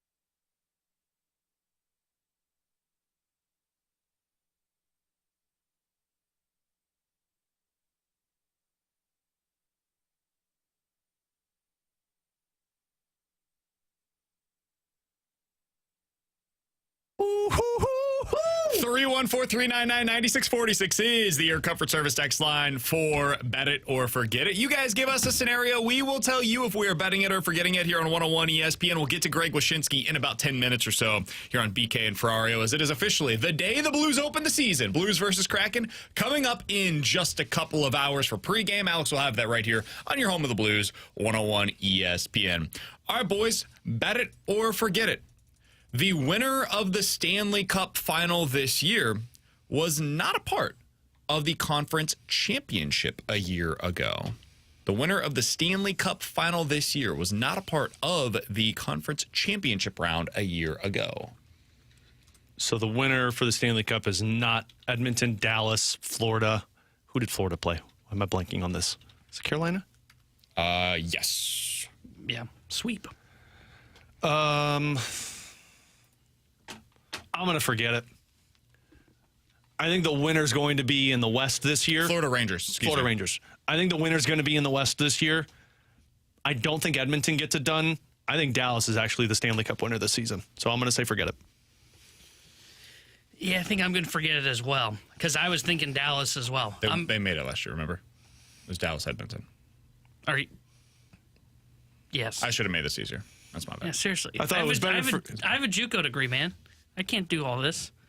Dallas is the team making the Stanley Cup Finals. So however you want to settle it, it's either bet it or forget it. Florida, New York, Dallas, Edmonton, one of them will not be the Stanley Cup final winner this year, is what I should have said. I'm going to say that none of those teams are going to win the final this year. I think it's going to be Toronto. I think Toronto ends up winning the Stanley Cup final this year. They do so in the first year with Craig Berube at the helm. I think sometimes you just need a fresh start. And I think that's what we're going to see with Toronto this year. I think they're going to go all in, and they're going to trade for a defenseman that really helps them this season. We've seen teams be able to overcome goalie issues in the postseason. It's happened with Colorado. Edmonton was nearly able to do it last year. They kind of figure things out on the fly, similar to what MLB teams do with their closer situation. I think Toronto ends up being your Stanley Cup winner this year. Alex, what do you got for us? All right, guys, bet it or forget it. 5 teams from the Central Division make the playoffs this season. 5 teams from the Central? Yep. So 3, and then your 2 wild cards are Central Division teams. That feels like a lot. I'm going to say forget it. I think you get 4 out of the Central this year. I think I'm going to forget it as well. Last year you had 4 as well. Yeah, I think you're going to end up with 4. Dallas, Colorado, Nashville. Winnipeg? Either Minnesota? Winnipeg or Utah. I'm high on the Utah Hockey Club. And then I think you're going to get 4 out of the Pacific. So I'm going to say forget it. I'm betting this one. I think you're going to have 3 teams in the Pacific. I don't think the Pacific is very good beyond Vancouver or Edmonton. LA's already dealing with their captain being injured and Drew Doughty. Vegas, I read to you guys, they're good defensively, but, man, they have no offense. Now, are they going to trade for Mitch Marner and use the LTIR? Yeah, probably. But beyond Edmonton and Vancouver, I don't see a team that can outperform what 5 of the teams from the Central Division, because realistically, I think St. Louis and Minnesota are both competing for one of those. St. Louis, Minnesota, and Utah all competing for those 2 wild card spots. Guys, bet it or forget it. The Blues will win 2 of the 3 games on this opening road trip. Bet it. At Seattle, at San Jose, at Vegas. Yeah, bet it. It really comes down to what you think they're going to do tonight. Because if they lose that game against San Jose, man, if they lose, it'll be a lot like last year. If they lose against San Jose, I will be sounding the alarm bells on Friday. I don't believe you. I think you'll tell me it's fine. Yeah. I'll be the one sounding the alarm. I sounded the alarm bells after a preseason game. No, I'll be sounding the alarm bells. Just win tonight and you feel good about it. I'll say bet it. There's no reason for me to be pessimistic this early in the season. You've got San Jose, win one of Seattle or Vegas. You could do that. So I'll say bet it. You win 2 out of 3. I'm getting trolled because of my bold prediction. How's this one for you? You win all 3 of them. Great. I thought about making that the bet it or forget it, but I was like, it might be a little too saucy. No. I would bet it. I think they win 2 of the first 3. 314-399-9646 is the Air Comfort Service text line for bet it or forget it. Guys, bet it or forget it. The Royals and the Padres will meet in this year's World Series. Forget it. I do think the Padres are going to get there. I do not think my Royals will get there, unfortunately. I don't know who's coming out of the AL. The AL is kind of a joke right now. I don't know about you guys, but like I have no interest in watching. Well, you probably do, but I have no interest in watching the AL playoffs. No, that's fair. I haven't watched. I think that one of Royals those Yankees is a much better series than Tigers Guardians I from a agree. fan appeal perspective. At least you've got star power there. Like Salvador Perez had the 2014, 2015 where he was one of the stars on the team, and now you've got Bobby Witt Jr. And then the Yankees have, I actually think I might Judge and bet this Soto. one. I think the Royals are the best of the bunch in the AL. They could be. They've got really good starting pitching, and their bullpen's been so far, knock on wood, really loading. They are not pitching to those guys, really. They're pitching around them for Makes the most sense. part and saying, hey, somebody else in that lineup is going to have to beat us, which is exactly the way that I would do it against them. And I was really surprised. From the 417, better to forget it. Other than the fans of the Chiefs, Mahomes and the Chiefs have officially become what Brady and the Patriots were, the team that everybody hates. I'll bet that, yeah. I don't hate them, man. I've got no ties to them. I just think they're a fun team, and they keep finding ways to win. So it's odd because I'm the kind of guy that would hate that team all the time, but I like Travis Kelce too, though. I think the Kelce brothers are funny. I'll bet I hate that stupid team. I'm tired of seeing them win. I don't blame anybody for hating this team. They're not I'll particularly tell you what I likable. do hate. Every pass that Patrick Mahomes makes, whether it's an incompletion, interception, reception, this. What is this? That's what he's asking for the next play.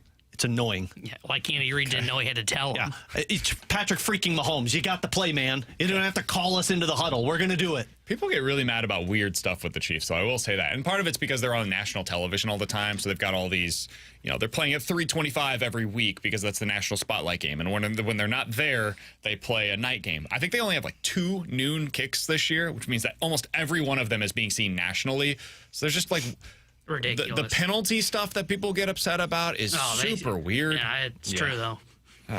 It's very BK weird. gets very touchy with that. With Alex and T-Bone on BK. Coming up next, we always enjoy catching up with our friend Greg Wyshynski. He's an NHL writer for ESPN.com, and he hates your Blues. He's got them finishing second to last in the Central Division. He'll explain why coming up next here on 101 ESPN.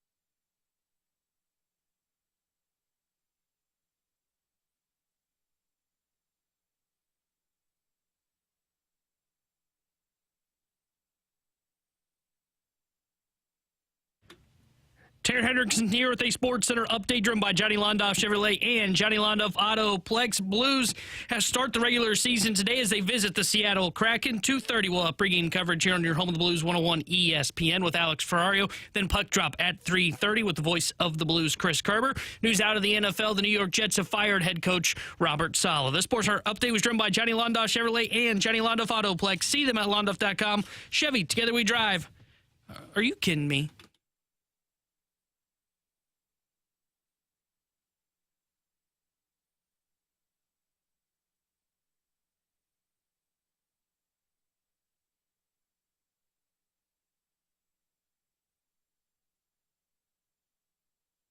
It's a big day for Greg Wyshynski. He's an NHL writer over at ESPN.com. Loves this league, loves watching hockey, so I would imagine he's going to be watching a lot of it today, including on his own network with ESPN, as the Blues get started today on ESPN against the Kraken. But it's also a big day for him because, Greg, the biggest story in sports today is that your team, the New York Jets, decided to fire their coach quarter of the way through the NFL season. How you doing, my friend? Great to have you back on. What'd you think of your team doing this so early?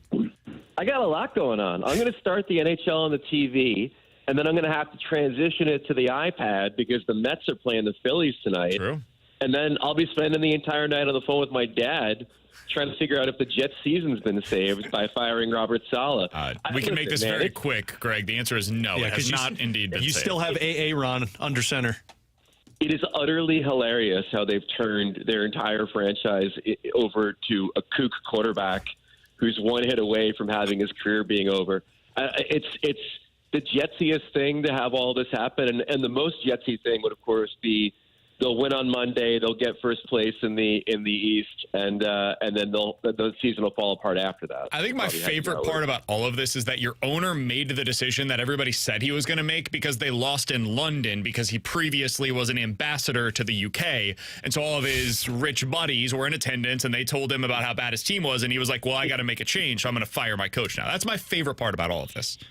I mean, put yourself in the shoes of a billionaire. Like, wouldn't you probably do the same thing if all of your rich friends were goofing on your football team? I think I'd probably do the same thing, too. No, for sure. That makes sense. And that's why, as Blues fans, Greg, we apologize for this, but we have to have you on whenever you put out your preview where you predict that the Blues are going to finish second to last in the bleeping division again. What's going on here, why man? Do you hate us, Greg?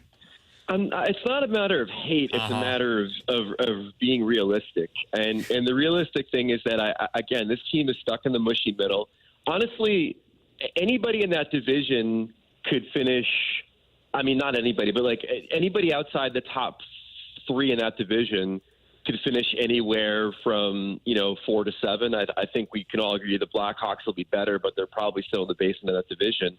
But you take your Winnipegs and your Utahs and your St. Louis's and your Minnesotas, and any one of those teams could maybe be upwardly mobile in that division, and any one of those teams could maybe fall apart in that division, and that's kind of where I see the Blues right now. So the offseason was interesting, Greg, because I was under the same impression that you were, that this team wasn't going to do a whole lot. It was going to be still a youth movement. You were just going to stick to this retool. And then they go out, add a couple of third-liners from Ottawa and Dallas.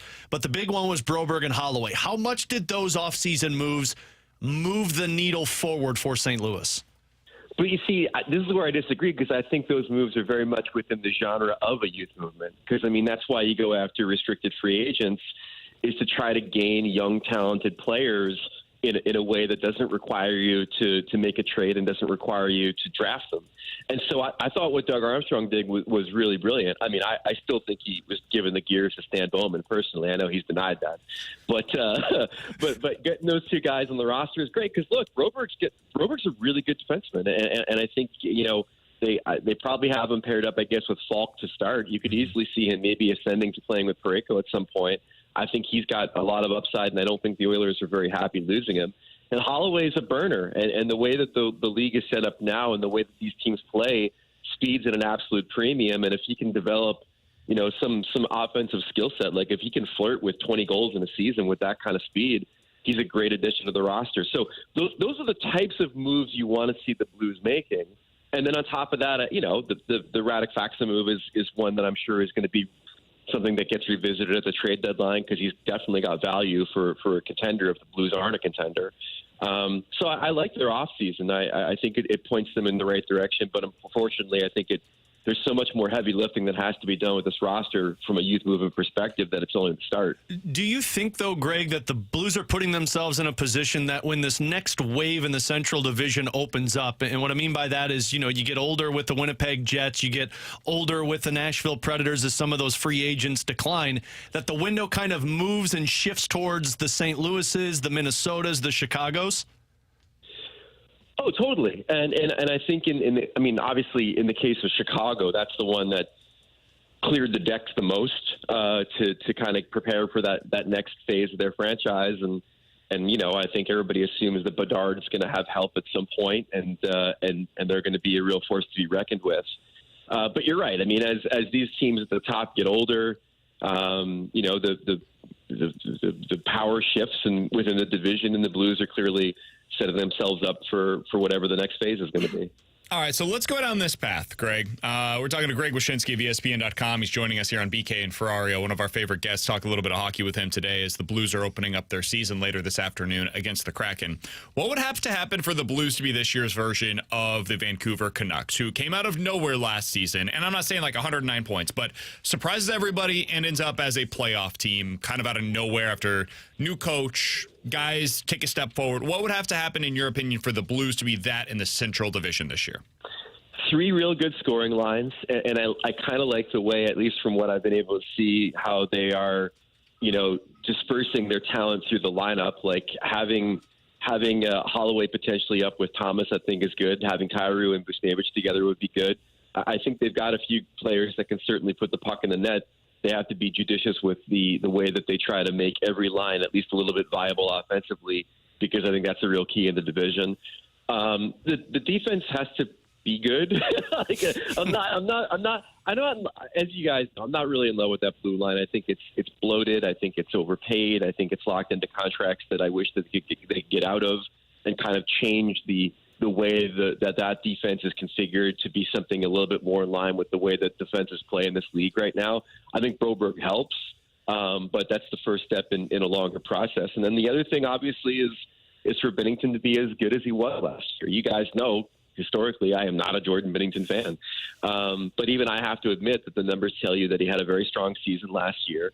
And that, if he can play consistently and be a difference maker in games when the Blues really need him, then they can stick around and contend. So, Greg, you mentioned 3 solid scoring lines, and we spent a little time today and really this offseason talking about the upgrades that the Blues made on their bottom 2 lines, from having Hayes and Verana and Blais last year to having a Matthew Joseph and a Radek Faksa. How much difference can a third and a fourth line make for a NHL team that's trying to at least get into a playoff spot? It makes a huge difference. I mean, there are certain teams in this league that look like they've got something really going on. I'll point to the Toronto Maple Leafs as an example. Like, that's a team that has aspirations to challenge for a Stanley Cup, but that's a team that also is putting out a fourth line with Ryan Reeves on it right now. And so, if you can just maintain against Matthews and Marner and those guys and really kind of like strike while the iron's hot when they've got their fourth line out there, then you could probably beat that team, because they're going to have to put that fourth line out eventually. So for a team like the Blues to have a real solid veteran like Faksa, as the anchor on a fourth line, to have Matthew Joseph, and probably Braden Shen on a third line, like this is good. This is good depth. This is good quality depth, and a situation where you're not really putting your team at a huge disadvantage when you get away from the Thomas line and the Kyrou line. Greg, final question. I'll get you out of here on this one. Who's the team this year? Like, if there's a Blues fan that didn't pay attention to much nationally this year during the offseason, and they're just kind of coming back into this as we get back into the hockey world, who's the team this year that, in your opinion, could surprise some people? Well, there's 2. On the plus side, I think it's Utah. They were a real good team last year when they were the Coyotes before the wheels fell off, and all of a sudden those guys had to worry about like selling their houses instead of like worried about playing about hockey. So I think that's one team that I have my eye on, especially if they get the same kind of goaltending from Connor Ingram they had last year. And then, as I put in the piece on ESPN.com today, which you can read, where I picked all of the teams and all of the standings and who's going to win the cup and everything, I have Carolina missing the playoffs, and that is extremely contrarian. That is a very sturdy team. That is a team that Could have won the division for 4 straight years if they were 4 points better last year. But, they lost 2 significant pieces from their defense. They lost Teuvo Teravainen to the Blackhawks. There's been a bit of attrition in that lineup. And I feel like if they're going to miss, this might be the year they miss because they do have a good youth movement behind the people on this roster. It's one I'm not confident about, but it's one of them picking based on where I think the wind is blowing in Raleigh. He's Greg Wyshynski, one of the best in the business. We always enjoy having him on, giving him a little bit of a hard time for what he sees for the Blues. It's well thought out, it's well researched, and we appreciate the perspective, if nothing else. Greg, always enjoy it, man. Enjoy watching the Mets tonight. We'll talk with you again soon. I'm gonna need some adult beverages tonight, I think, for this game, but we'll hopefully make our way through it. Yes, 1 or 12, depending on what the result is. One of my best friends is going to the game tonight at Citi Field. He's a huge Mets fan as well. So, best of luck to you guys. Awesome, thank you. See you, Greg. That's Greg Wyshynski. Appreciate his time as always here on BK and Ferrario. Yeah, I know we joke about it with him, and I know there's a lot of people. Our good buddy Donnie Fandango always jokes around with Greg about, like, why does this guy hate the Blues? He's one of my favorites to talk to. I know people don't like him, but he's right most of the time. And also, so when he's wrong, he'll admit it. Exactly. Like you just said the about the Bennington Bennington thing. When he's wrong, he admits it. He's more than happy to come on here and be like, listen, I got it wrong. He's That's just the job. He's one of the guys that has the sense of humor, and he knows hockey, and he's known hockey for a long time. I just always love talking to Greg Wyshynski, so it's kind of an annual tradition for us to start the season with him. So, on what he had to say there, Alex, for you, what has to happen for the Blues to become this year's version of Vancouver? And I want to make this clear. I'm not saying become the team that gets 110 points this season, is the top team in the Central Division, the way that the Canucks became the top team in the Pacific. I'm not expecting them to be that. But Vancouver came out of nowhere last year. And early on, people were like, oh, this is a fluke. This is going to come back to earth. Look at the shooting percentage. It's all going to come back down. And it never did. They were just a really good team last year, and they took a massive step forward in part because of better coaching, and part because the players that they had internally that were already there were just better. They had a very clear, cohesive style of play. What has to happen for the Blues to become that? I personally believe Greg nailed it. You have to have 3 consistent scoring lines. They don't have to be dangerous. You need 3 consistent scoring lines. Because last season, the reason you fell off, teams knew what they had to do. We handle the Robert Thomas line, and we're fine because they have nothing on the second line. The third line is non-existent. Their best offensive line beyond Robert Thomas and Pavel Buchnevich and Jordan Kyrou was Toropchenko and Sundqvist and Nathan Walker. You've got to have 3 lines that you can look at consistently and say, at least they're going to give us a chance to score. That is how you put yourself in a position, because then you wear other teams down. They have to actually plan on how they're going to match up against you. Defensively, you're going to have to improve. Goaltending has to stay the same, but I'm on the same line of thinking as Greg. You've got to have 3 lines that consistently find ways to create offense. Blues back in action this afternoon. Alex will have pregame coverage for that one starting at 2:30 right here in your home of the Blues. 101 ESPN. Puck drop for that at 3:30. For Alex and T-Bone, I'm BK. If you missed any of our conversation with Greg Wyshynski, be sure to check it out on the podcast page, 101ESPN.com, and the free 101 ESPN app is where you go to find it. It's all presented by Dobbs Tire and Auto Centers. Coming up next, we're going to dive into the junk drawer with, man, my son the other day, Alex, made me feel more self-conscious than you have at any point during our show. And I'll tell you why coming up next here on 101 ESPN.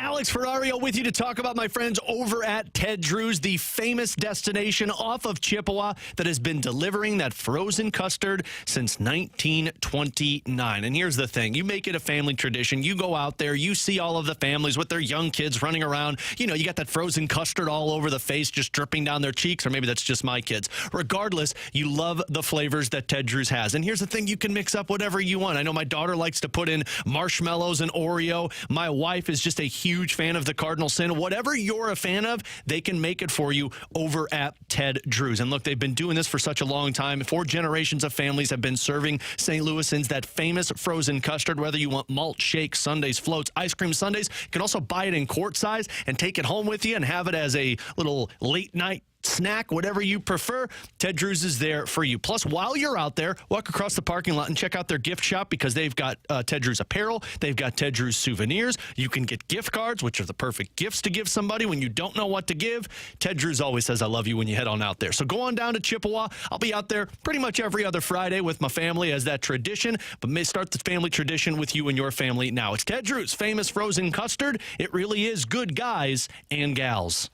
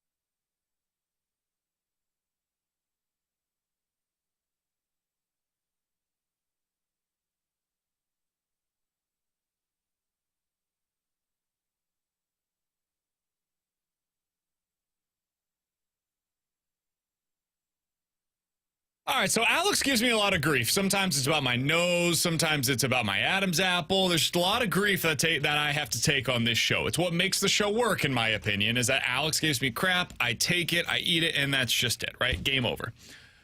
Well, Come on, man.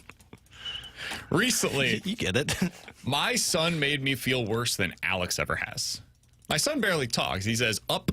He says, uh-oh. Okay, well, He then says, you make me "Help." feel bad. Says a few words, and that's pretty much it. But over the weekend, Alex, we still rock him to sleep, right? We get in our little recliner, we get going. And when we're rocking, when he's fighting it sometimes, he'll smack you across the face. He'll do a little kick to the face. He'll... Yep, been there. Yeah, like whatever.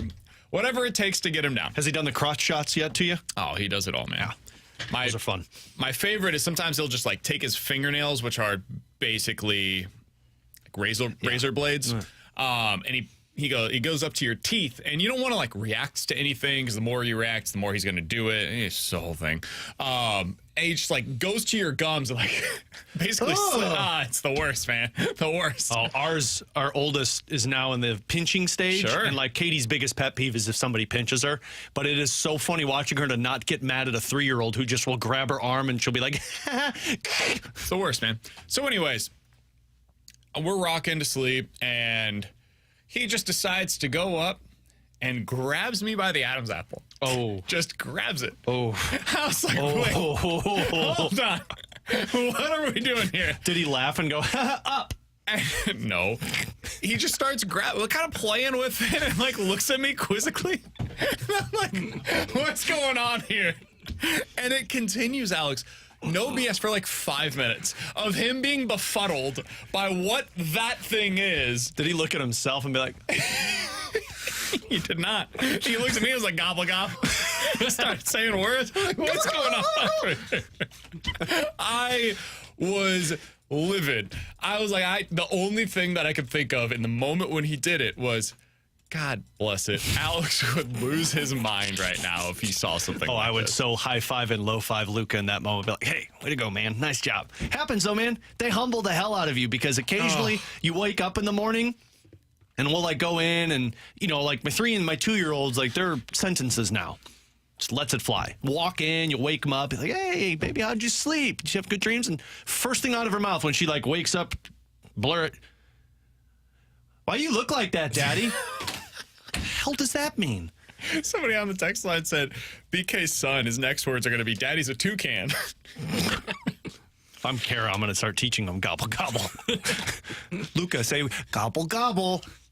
That's just unnecessary. Didn't need that. So, yeah, that was my weekend. Way to go, Luca. Luca kicks me in the face. That's no problem. Punches me, no problem. Pinches, whatever. That's all good. I'm here for all of it. Like, takes his fingernails to my teeth and whatever. It is what it is. He grabbed my Adam's apple, and I immediately just wanted to be anywhere. I was in a Southwest commercial where it was the want to get away. Did he grab, like, the whole thing? Oh, yeah. He, like, went for it, and then he started, like, rubbing it and maybe he feeling felt like, bad. what's going on here? Explain What this to is me. this, Daddy? How is this? He looked the at me thing? as if I was an alien. So, Well, there was congrats, that. man. Yeah. Congrats, man. It's the beauty of fatherhood. We got to 15 months, and he officially got to the point that Alex has been at for the last 4 years of us doing the show. With Alex Ferrario and Tanner Hendrickson, I'm Brandon Kiley. Coming up next, you know what really bothers me, more so even than my son grabbing my Adam's apple, is the Cardinals and the way that they approach these long-term contracts. I want to talk about it and how it plays into this postseason that we're watching right now next year on 101 ESPN.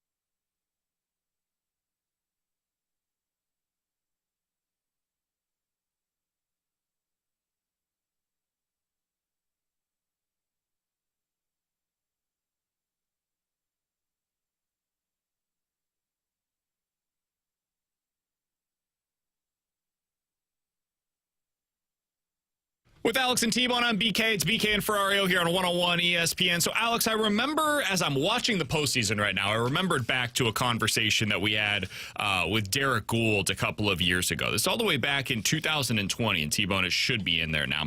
It's all the way back in 2020 that we talked to Derek Gould. And at the time, we were discussing, what should the Cardinals do? Should they go out there and get one of those big-time free agent shortstops? And the answer, generally speaking, was they're not going to do that because they don't believe in the long-term contracts. Well, the year prior, there was the opportunity to go out and get one of Manny Machado or Bryce Harper. And I was very much on the go get Bryce Harper train. 13 years, like $25 million per year. This guy's amazing. He's still very much in his prime. He's like 26 years old at the time he hit free agency. They decided not to do that. So they didn't get him. They didn't go get Manny Machado. They weren't particularly interested in Francisco Lindor. And now you're watching all three of those guys lead their respective teams in the postseason. So let's take a listen back. This is from Derek Gould in November of 2020, explaining the Cardinals' philosophy on those long-term contracts that have similar types of money on an AAV basis to Goldie/Arenado. My dad didn't know what to do with me, so he brought me here. So I'll see if we can get this taken care of. That didn't sound like Derek Gould. T-Bone, if you go to my Twitter account, sorry, we're going to have to do this on the air. For some reason, there was an issue with that. If you go to my Twitter account, it's my most recent tweet. You can play it from there. It's the 101 ESPN tweet over there. So Derek Gould joined us then and was talking again about philosophically what the difference is between how they view things. And my question was basically, Alex, why is it that the Cardinals are willing to spend $25 to $30 million per year on players, but they're unwilling to do this over a long time? Here is that quote from Derek Gould. The deals that you're talking about are 150, 140, $200 million more guaranteed than the shorter term deals that you're talking about. And it speaks to the way the Cardinals go about it. Like, if they're going to guarantee, that much money to somebody, they're not seeing it like you're describing it, which is entirely fair. But they're seeing it as a guarantee of $210 million and lack of flexibility for years to come. The out years is what they call them, where there might be less production. Whereas on the shorter term deals, if they don't work out, they can move on quicker. The interesting thing with this, Alex, is that after that, they ended up making one of these deals, and they did so for Nolan Arenado. Now, it was a little different because they traded for the contract instead of signing it via free agency, but they did acquire an 8-year deal at the time, and they did acquire it for, $25, $30 million per year. But they did it at the time that he was 31 years old. And this is what bothers me about the way that the Cardinals do business. Because you look at these teams that are still remaining in the postseason, man, most of them, the vast majority of them that remain, have at least one of these contracts that we're talking about here, where it's either a young player that they signed early to like a 10-year contract that they're paying for, or it's a superstar that they decided in their prime, we're going to pay this guy what he is worth in terms of the big money, long-term investment for this player. It's risky, but you got to do it if you want to be playing with the big boys right now. The Cardinals decided to do this with Nolan Arenado, who was 31 at the time that they did it. Meanwhile, the Padres did it with Manny Machado, who was 26 years old. And if you just go one for one, Machado versus Arenado, Machado's been better. And he's still younger now than Arenado was when the Cardinals traded for him with 8 years remaining on his deal. You look at what Bryce Harper has done, dude, and you compare it's like Paul Goldschmidt, Nolan Arenado, whichever one you want. He was significantly better, significantly more productive over the first few years of his deal, as those guys are, Goldie/Arenado, in their Cardinals tenure thus far. And he still is younger than Nolan Arenado is. I bring all of that up because whenever the next guy hits the market, young, superstar talent with the ability to have that kind of a game-changing presence in the middle of your order, the Cardinals will still probably not be interested in those guys because they'll say, well, look what happened with Nolan Arenado. We tried to make it work, and it didn't. That's not the lesson to be learned. Don't pay for 31 plus. Don't give an 8-year contract to a dude that's going to be 38 by the end of it. Give it to the guys that are 26, 27 years old, still in the prime of their careers. And you get the prime years, 26 to 31, before you then have to pay for the back end years that you're already paying for anyways. It's something that I've never understand as I watch the Padres and the Phillies especially, but the Mets can be included in this as well with what they've done with Francisco Lindor.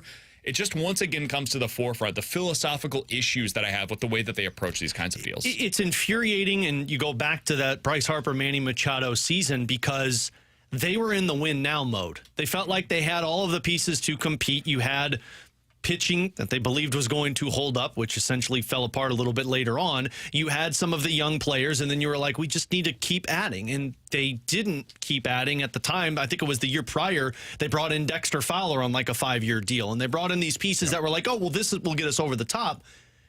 But then for some odd reason, in the middle of them trying to compete, they tried to veer in a direction of, well, we don't want to give up young assets for players, so we'll make trades of guys that don't fit into our future. But we also don't want to go too long with these guys because of like what Derek Gould was talking about, because by the time they're old, we're not going to be able to get out. Like they were in this weird situation where they wanted to compete now, but they were more focused on the future.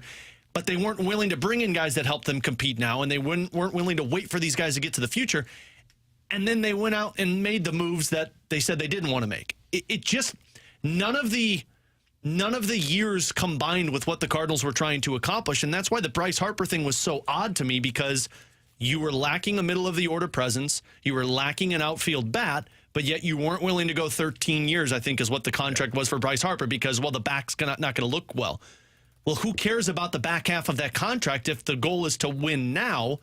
But we'll go get an older player who can help us win now, and then we'll worry about that then. 314-399-9646 is the Air Comfort Service text line from the 314. Dude, you were begging the Cardinals to trade for Arenado, and also Colorado picked up a huge portion of the salary. It wasn't necessarily a huge portion of the salary. They did pick up some of it, though, and I didn't have a problem with them going out there and acquiring Nolan Arenado. I thought it was a smart move at the time. They didn't have to give up a lot. I also thought it was risky. You had to make good on the early portion of the contracts because it was always likely that he was going to fall off. I didn't think to this degree, but at some point after 3 or 4 years in St. Louis, you expect a decline offensively. What I'm saying is you didn't ever have to get to that point of getting to that we've got to get Nolan Arenado. You should have already had a superstar in their prime presence in place at that point. They acquired Nolan Arenado going into the 2021 season, correct? Am I right on the timing of that? At that point, Bryce Harper and Manny Machado were both 28 years old going into that season. They had already been with their respective teams for 3 seasons at that point. That season, in 2021, Bryce Harper won the MVP in the National League. He ended up with an OPS of over 1,000. Now, again, worth noting, Paul Goldschmidt also won an MVP the following year, and Nolan Arenado was top 3 the following season. They didn't acquire bad players. They acquired guys that were very close to being out of their primes already. Bryce Harper is going into next year going to be the age that Nolan Arenado and Paul Goldschmidt were when they got here in St. Louis. That's the difference. They're already 6 years into these deals, guys. They're 6 years in. For Manny Machado, he's more than halfway through his contract. And he has been spectacular, amazing defensively, borderline MVP candidate in multiple other seasons, consistent all-star type of a performer. And a leader for that team. He's got everything that you could ask for. And Bryce Harper was my personal preference, but either of the two would have been fantastic additions for this team. The craziest part of it, man, you could add both of them. For the price, I'm not kidding. For the prices you ended up paying, Nolan Arenado and Paul Goldschmidt, you just add up the money on a per-year basis, it's the same as what those two teams, respectively, are paying combined for Bryce Harper and Manny Machado. This team can go out there and make those big moves that we're talking about. They're capable of doing it, or at least they could at the time. The reason they don't is because of risk tolerance. They don't want those massive long-term contracts where they get stuck. And the ironic part of all of it is they did end up getting stuck because they have a guy that was older on one of those deals instead of going out there and getting the young version of what they're talking about. I don't know who the next guy's going to be. It certainly is not Juan Soto. I personally would not pay this big contract for Juan Soto. He brings no defensive value. He has no value on the bases. He's an incredible hitter. But there's really just that one tool. It's a big tool. It's a very important tool. But he's probably going to be a DH at some point, probably soon. in his next contract. That's not the kind of guy that I would be paying for the Cardinals. Machado was. Harper was and is that kind of a guy because they bring value in other areas to your team. I don't know who the next guy is going to be, but whenever that guy comes available, if the Cardinals are out of this like refresh, whatever they're calling it, they should be involved in those How much do you think the Goldschmidt and Arenado thing was the Cardinals valuing leadership more than on-field production? I don't think that was it. I think it was just the years. I think for Goldie, it was, hey, we've got a guy that we can get him for 5 years, which is in the type of range. They did that with Dexter Fowler. This is what they always do. It's like it's a little shorter, it's a little less money. Yeah. It's our comfort zone, right? And so they went out, and he's got everything, right? You don't have to worry about the person. You know the guy's going to be accountable. You know he's going to post every day. He plays really good defense. He's a good base. There was no reason not to do the Goldie deal. Like, you had to do it at the time. And I'm not blaming them for doing that. What I'm saying is there was an alternative. You could have gone out and got the younger version of what they ended up acquiring.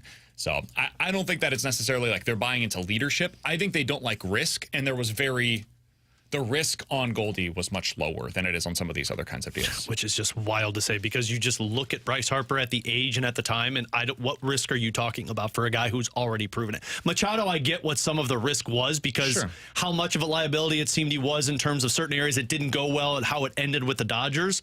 So, like, I understand that. But what risk are you looking at with Bryce Harper? It's just the years.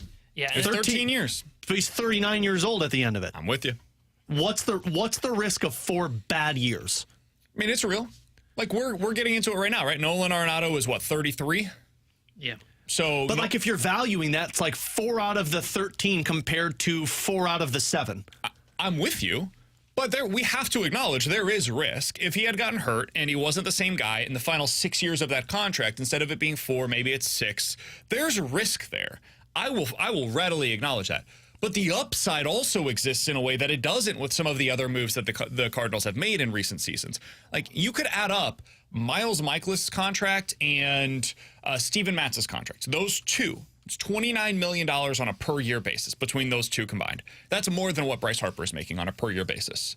So, like, yes, there is inherent risk of them not getting what they want out of Bryce Harper, but they've already gotten nothing out of that money. Like, it's been a dead salary spot on the Cardinals roster for the last few years with other moves that they go out there and make because they shop in this middle tier. Yeah. And there's also risk that I don't think they acknowledge as much associated with signing those players as well. So I think sometimes they overstate the risk of these kinds of deals and understate the risk of the kind of deals that they go out there and make. It's just an odd thing to label a risk when you're talking about a young player who is already a franchise player. You have to acknowledge that it is a risk. He's 13 years, dude. That's why I don't like contract extensions with guys in arbitration.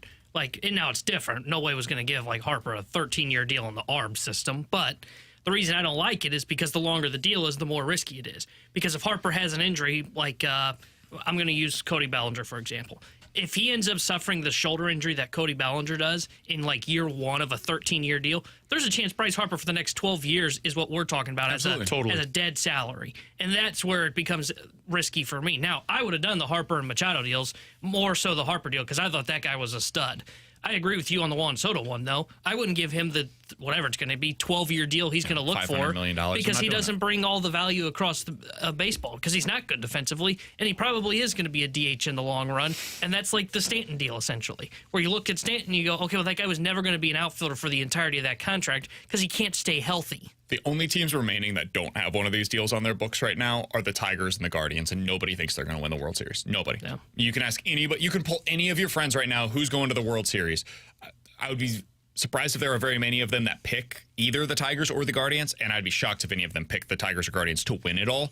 The Phillies have this with Bryce Harper, among others. The Mets have it with Francisco Lindor. The Yankees have it with Aaron Judge and others. The Royals have it with Bobby Witt Jr. The Dodgers have it with Shohei Ohtani and Mookie Betts. The Padres have it with Manny Machado. Like, they've all done this. And eventually the Cardinals are going to have to set aside. They're changing their philosophy on a lot of stuff right now. Eventually they're going to have to take a look into the model that they have, the way that they approach things, and say, do we have to, the next time that this guy comes available, do we have to change our tune on this? Do we have to start looking at it a little bit differently? In my opinion, they should. I don't know, though, because I don't know what their answer is going to be post-Nolan Arenado deal on how they'll view these kinds of contracts. I wouldn't do it at 31 plus. I'm not looking at those kinds of guys, and I would not do it personally for Juan Soto because of the lack of versatility that comes with signing him. I would go out there and make one of these moves, though, eventually, if the right guy becomes available. The Cardinals, it didn't matter who the player was. They were just never going to do it. With Alex and T-Bone on BK, coming up in about 10 minutes or so, the Blues have changed their handling of Zach Bolduc compared to what we anticipated coming into the day. We'll discuss the latest with him and if we think he's going to be potentially in the lineup for the Blues later on tonight. We'll talk about that in about 10 minutes or so, but we've got our football pick'em reveal. It was ugly for your boy this week, and we'll get into it next year on 101 ESPN.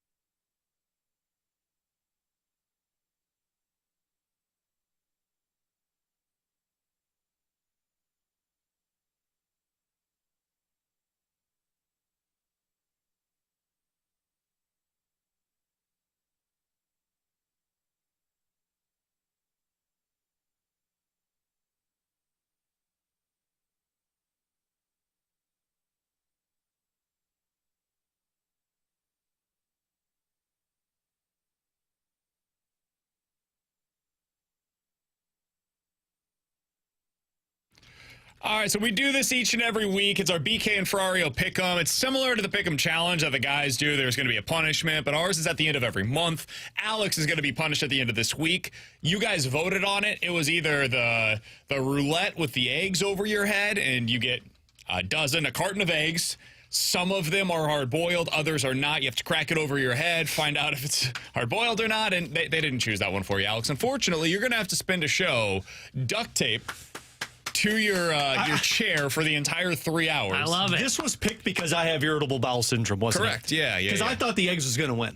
I did too. I'm a little surprised by the choice by the audience, but hey, we leave it up to you guys. Joke's on you guys. I'm going to take stuff that makes me constipated, and I'm not going to eat for 24 hours. So you're not going to get the joy of watching me struggle. I didn't want to see that anyway. So Alex is going to be punished at the end of this week. We have started the first month of our next Pick'em Challenge, though. Each and every week we do this on Fridays. We give you 3 picks, rated on a scale of 1 to 3. 6 points possible every single week. See where we all end up. That is the way that we do it here on BK and Ferrario. Alex, we're going to get started with your 1-point play. You were exclusive to the NFL this week. Let's see how your AFC West battle went. I don't like Denver. I don't think Denver's any good. I know Bo Nix just had his moment, but I like the +3. I think that'll be close because I'm not sure either offense is that great. So I like the Raiders +3 is my 1-point play. I don't. Play action. Minshew looking. Throws intercepted by Surtain. Pat Surtain on the run. Nobody's going to catch him. Surtain going all the way for a Denver touchdown. You know what's great about it, BK? You could say you don't like my picks and be right, but maybe you should make them when you actually make your picks. Oh, you're right. I should have gone with the Broncos side of things. You were right about both offenses. Those offenses are terrible. Defensively, Denver's got the upper hand. Denver's actually a pretty good defense, man. Yeah. They're going to be in play for a playoff spot this year the way that the Steelers are in play for a playoff spot. Nobody's going to believe in them, but they're going to win like 8 or 9 games this year just because their defense is going to keep them in a bunch of these games. And they're getting just enough right now out of Bo Nix. So rough start for you. The Raiders not able to cover the spread there. +3, they lose by 16, unfortunately. T-Bone went to the NFL as well. T-Bone, a team that none of us trust, they found a way. Jaguars -2.5 against the Colts. I think they get their first win of the season. I think Anthony Richards is going to play, and if he plays, they're going to end up losing this football game by 3+. Instead, they're going to keep it on the ground here. This is Bigsby. Bigsby taking on tacklers. Bigsby still going, and he bangs it in. Touchdown.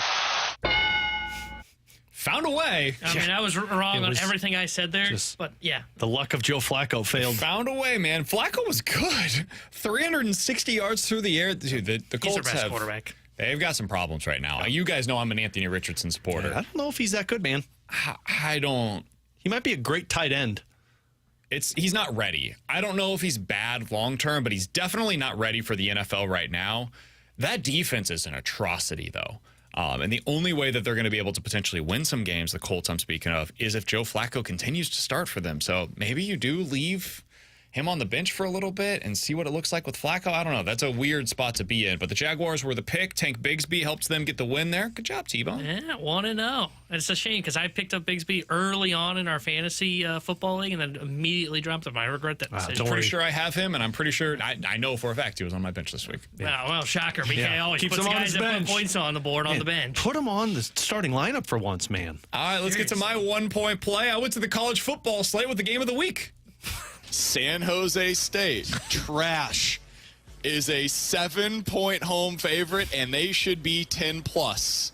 Their quarterback, Emmett Brown, is a sophomore. This kid is an absolute stud, and he's going to take it to the Nevada Wolfpack. Give me San Jose State, minus the 7 points. They're going to throw the ball all over the yard against Nevada. They fake it to Kai Woods. It's Lewis, and Lewis spins. He's in for 6. Touchdown, Wolfpack. 14 yards. Brandon Lewis putting on a show here. That didn't work out. He was benched. Emmett Brown was benched in this game. He was 12 for 28 for $170 through the air. Did not throw any interceptions. Did throw 2 touchdowns, but he was benched despite that stat line that I just mentioned because he couldn't hit the broadside of the barn. Everything was YOLO ball. It was Anthony Richardson, but for San Jose State. They did win this game. They won it by 4, though, instead of the 7. So I started off with an 0-1 record over the weekend. For betting on games that you've never watched them play. Yeah, you just throw it out there like, oh, San Jose State is going to go out there and dominate. That didn't work out, all right? Okay, let's go to the 2-point plays. What you get for cheating, man. Let's start out with Alex. Alex, we're going to the NFL slate for your 2-point play. Give me the Ravens at -2.5. Derrick Henry is in like ultimate king mode right now. They're -2.5 at the Bengals? -2.5 at the Bengals right now. I like Baltimore in this one. I think a rivalry matchup for Baltimore is going to go in their direction. The Ravens have won 3 consecutive games, and they do it on the road.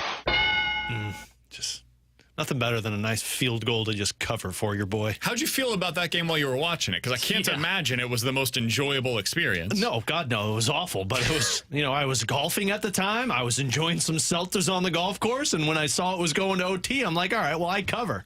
Joe Burrow threw for 395 yards and 5 touchdowns. And the Bengals found a way to lose this game. Stupid Bengals. What a ridiculous football game that was. Keep getting upset about it. All right, Alex gets the 2 points there. T-Bone went back to the NFL side of things, and it didn't go so great for him.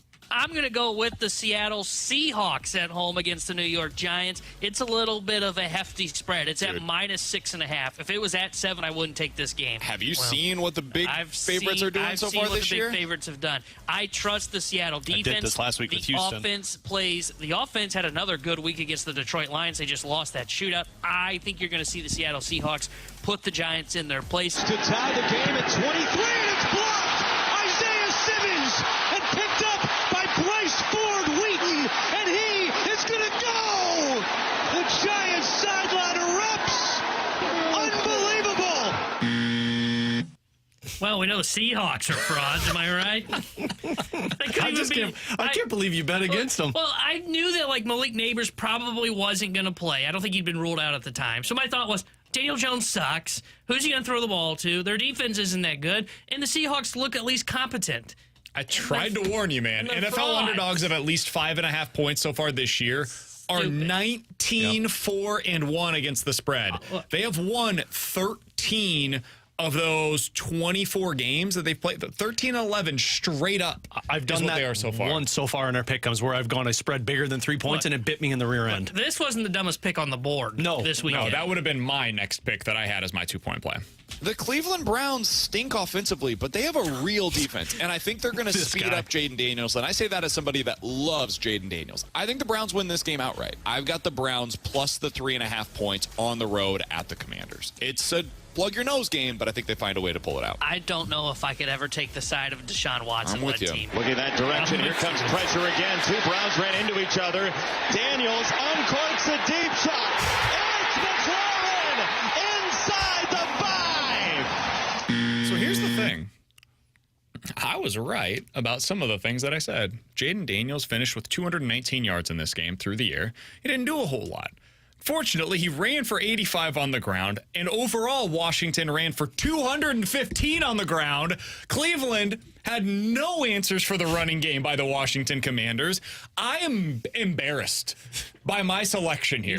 Cleveland said that you said they had a great defense. I should be ashamed of myself for backing Deshaun Watson and that embarrassment of a franchise that is the Cleveland Browns. They are horrific. And I should also be embarrassed by picking against Jaden Daniels, who has proven himself to be, so far this year, we'll see if this is the case long term, but in 2024, a top 5 quarterback in the NFL thus far. That's on me. I got to be better, play like a champion today. I did not on Friday. I will be better moving forward. I am taking the Browns out of my selection pool. They're an unacceptable pick for me. We should have already been there. If I use them as a pick, I give you guys permission to slap me across my face because I deserve it. Why, man? They got a great defense. Yeah. They have a better defense. 34 points given up to the Washington Commanders. Washington's doing that against everybody. That's an embarrassing pick by me. I got to be better. I apologize. Well, at least it wasn't your 3-point play. 0 for 2 start to the week. All right. I can't believe it was 2. Alex's 3-point play got things started early. Open up your headlines, boys, because it's time to wakey with some eggs and bakey out in London. Vikings minus 2.5. You know what I'm not scared of? The Jets. Quick throw. Intercepted. Van Ginkel down the sideline. Touchdown. Another pick 6 for Andrew Van Ginkel. And the Vikings take a 2-score lead. You asked me how I felt watching that Bengals-Ravens game. I had no concern over that Jets-Vikings. I know they were driving down the field. I know they had a chance to score and potentially make me lose because then it would have gone to overtime and I wouldn't have covered. I did not expect them to score that touchdown at all. Well, apparently their owner agrees with you. They fired their coach this morning. And he had to be escorted out. Yes, you see that? Yeah. He was not allowed to meet with his team. He was escorted out of the building after being informed that he was fired. That was an Aaron Rodgers move. I don't want to see that. Woody Johnson, they were like, hey, he wants to say goodbye. No, he's not allowed back in the locker room. I'll address the team. I will talk to my team. 2-1 start for Alex this week. 5 points in the first week of this month's Pick'em Challenge. Let's see how T-Bone did with his 3-point play. Give me the Clemson Tigers at Florida State minus 14.5 points. That hook scares me a little bit, but I think Florida State's awful. I think Clemson's going to end up kicking the crap out of them. So give me Clemson minus 14.5. Looking at 2nd and 9 for Clemson. Klubnik with plenty of time. Found his man in the seam. It's caught. Williams, touchdown, Clemson. That game should have been even a bigger blowout. They outgained them 500 to 200 or something like that. A little nervous at the end, though? A little bit, yeah. Especially because when I got home, I was like, so I was out doing play-by-play, and I checked my phone. They were up 14 or 17 early on. And I was like, okay, I was right. I got home, and I look, and they weren't even covering, and they had to kick that last, drive field goal. I was like, oh, my God. That field goal, I was hoping they didn't get it, and it would have been a 14-point spread, and he would have lost it. Clemson kicked a field goal from the Florida 7-yard line with 1:54 to go up 29-13. Yes. I mean, I deserve to cover on that one. So stupid. Unbelievable. At least they actually are T-Bone going for covers. it, He gets 4 points, goes 2-1 against the spread. And now let's get to my 3-point play. I think the Bills are just a better team than the Texans. Just flat out better football team.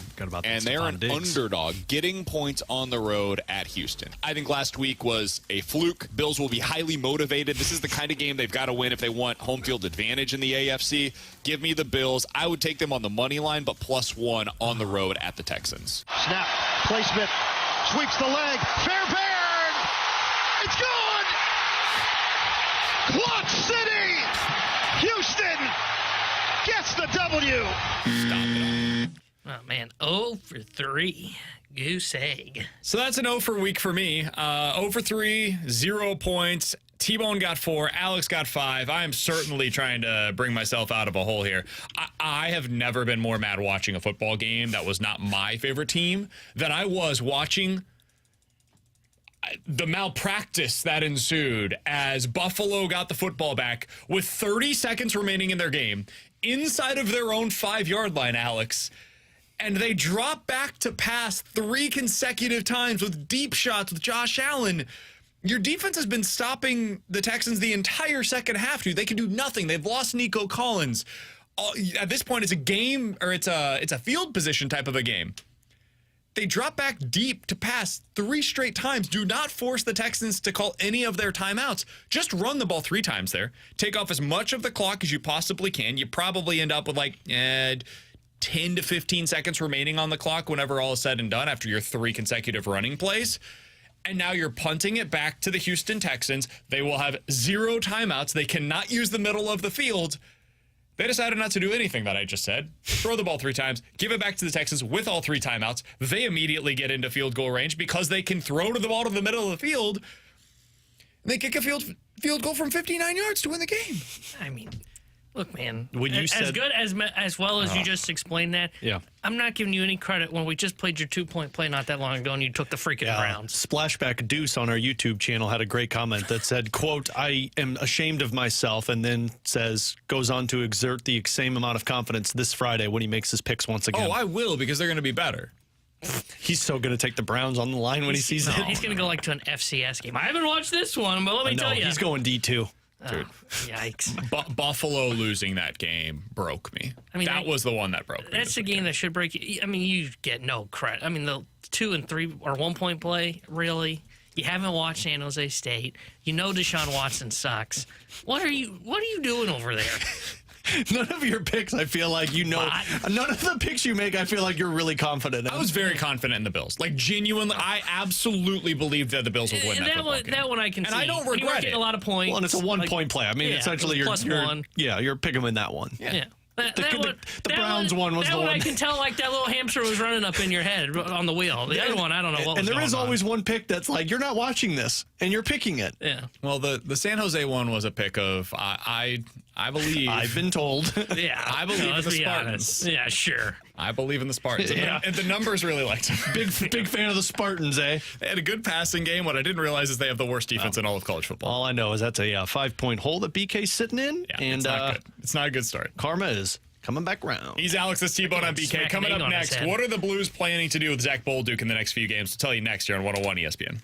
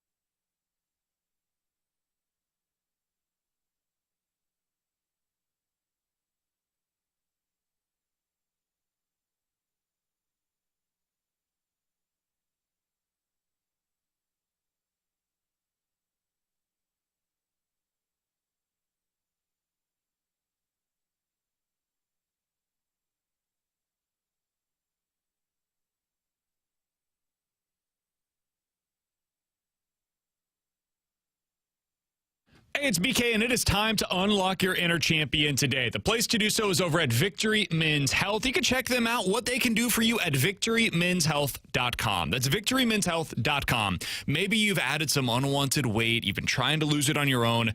It's difficult. A lot of people struggle with it. You are certainly not alone in that regard. Well, Victory Men's Health might have some answers for you.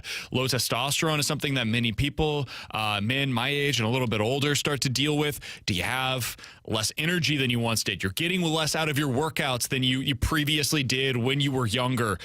Any of that, they could potentially help you out with that over at victorymenshealth.com. For me, it was going over there and finding out where my micronutrient levels were, find out where all my vitamin deficiencies are. They will even check out like your ATP cycle, find out how your body is expending the energy that you're putting in, and is it doing it at the highest level possible. That's how they were able to unlock my inner champion. They could do the same for you. Check them out today for great locations across the St. Louis area and at victorymenshealth.com. That's victorymenshealth.com.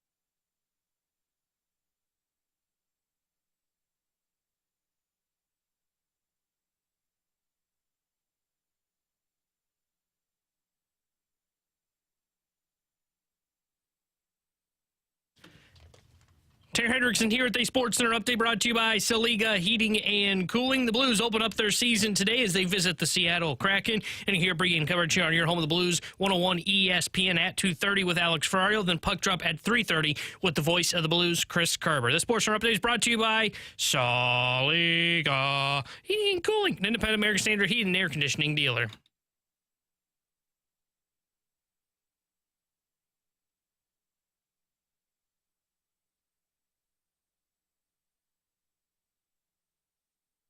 So what's the plan with Zach Bolduc? As of yesterday, he was not on the roster. As of this morning, he is now on the roster. And as of this afternoon, Alex, what can you tell us? What is the latest with Zach Bolduc? So according to a couple of writers out in Seattle, Matt DeFranks and Jeremy Rutherford, the Blues are planning on Zach Bolduc to take pregame warmups as a precaution. But the expectation is Bolduc, along with Scott Perunovich and P.O. Joseph, will be a healthy scratch for tonight's game. What do you make of it? It plays into what I assumed the Blues were going to do. Kapanen outplayed Bolduc throughout preseason. He earned the start on opening night. So Bolduc is essentially the healthy scratch because Texia got the upgrade, Holloway got the upgrade. I don't like it. I'm under the same belief that you are and the same belief that Jeremy Rutherford is, who said it earlier today on the show. If Bolduc is here, he should be playing. Doug Armstrong said that Bolduc is a top 6 forward, and if he's not playing in the top 6, he will be playing in the American Hockey League. My assumption, tinfoil for you, Bolduc's going to play in one of these 3 West Coast games. He's going to play in one of the 3. I don't know if it's going to be Thursday or Friday, but he's going to play in one. My guess is Thursday. Probably. And then following that game, they'll return home. Tuesday, they open up the season against the Minnesota Wild. And by Saturday or Sunday, Bolduc will be in the American Hockey League because Saad will be back and potentially Oscar Sundqvist. I hate it. If Bolduc's here, play him. I know that Kapanen outplayed him throughout preseason, but Bolduc is the future, not Kapanen. So that's what I wanted to get to. This goes back to so many conversations I've had with Ollie Marmol over the last couple of years, which is you reward the guys that are doing the things that need to be done, right? And so Kapanen had a good preseason. Like, let's set aside, it's impossible to do this, but let's set aside everything you've seen from Kapanen at any point in his history. If we just go with from day 1 of training camp to where we are today, Kapanen, according to the Blues, outplayed Zach Bolduc. They made that decision very clear, right? He was in the lineup over the last couple of preseason games for a reason. He made the roster for a reason. So for all of those reasons, I'm guessing that's what they're doing tonight, is they're rewarding Kapanen for a good training camp. And then you're going to say, hey, Bolduc, go out there, say on Thursday, for example, get your feet wet, see what it's like to play in an NHL game, even though you did this last year. Let's see what it looks like right now, given everything that you were able to accomplish in the offseason and how much you've been able to train. See what your game looks like against San Jose, and then you're going to get sent down for Saturday's game. The AHL starts on Saturday, right, Alex? The Springfield Thunderbirds. Yeah, for the Thunderbirds it does. Start out down there. You're going to play 20 minutes a night, top line minutes, power play, everything. You're going to be in every situation, and then go for however long and kick ass down in the AHL, and we'll call you when we need you. That's my guess as to what's going on here and why Kapanen is in the lineup tonight over Bolduc. I'm with you. I would just put Bolduc in there. I think you know what Kapanen is, and if you really wanted Kapanen to get reps, you could do that down the road. Like, they got a back-to-back Thursday, Friday. You could play him on the Friday game, for example. I don't love it. I personally wouldn't go about it this way, but I think that's probably what it is. It's a coaching thing where they say, hey, this guy earned it. I'm not going to play the guy that was worse in preseason. And here's the thing. You're in that weird situation if you're Bannister to where, yes, you are supposed to be developing these players, but it is early on. And we talked about what can Bannister impact? What's the pressure on him? Is there any pressure? You want to start the season off well. You want to start the season off with a win, and you do have to adhere to the veterans just as much as you got to adhere to the younger players, and the veterans want to win. And any veteran that watched the preseason games, whether you were playing in it or watched it from the press box, you saw Kapanen outplayed Bolduc. So you start the season that way. If Kapanen has a bad game tonight, if Walker has a bad game, if Texier has a bad game, there's your opening for Zach Bolduc, and you put him in and you see what he has to offer. And if Bolduc plays well, then you play him on Friday. I understand because you created internal competition. And look, if you're Bannister, if you're the coaching staff, Bolduc didn't take it like Kapanen did.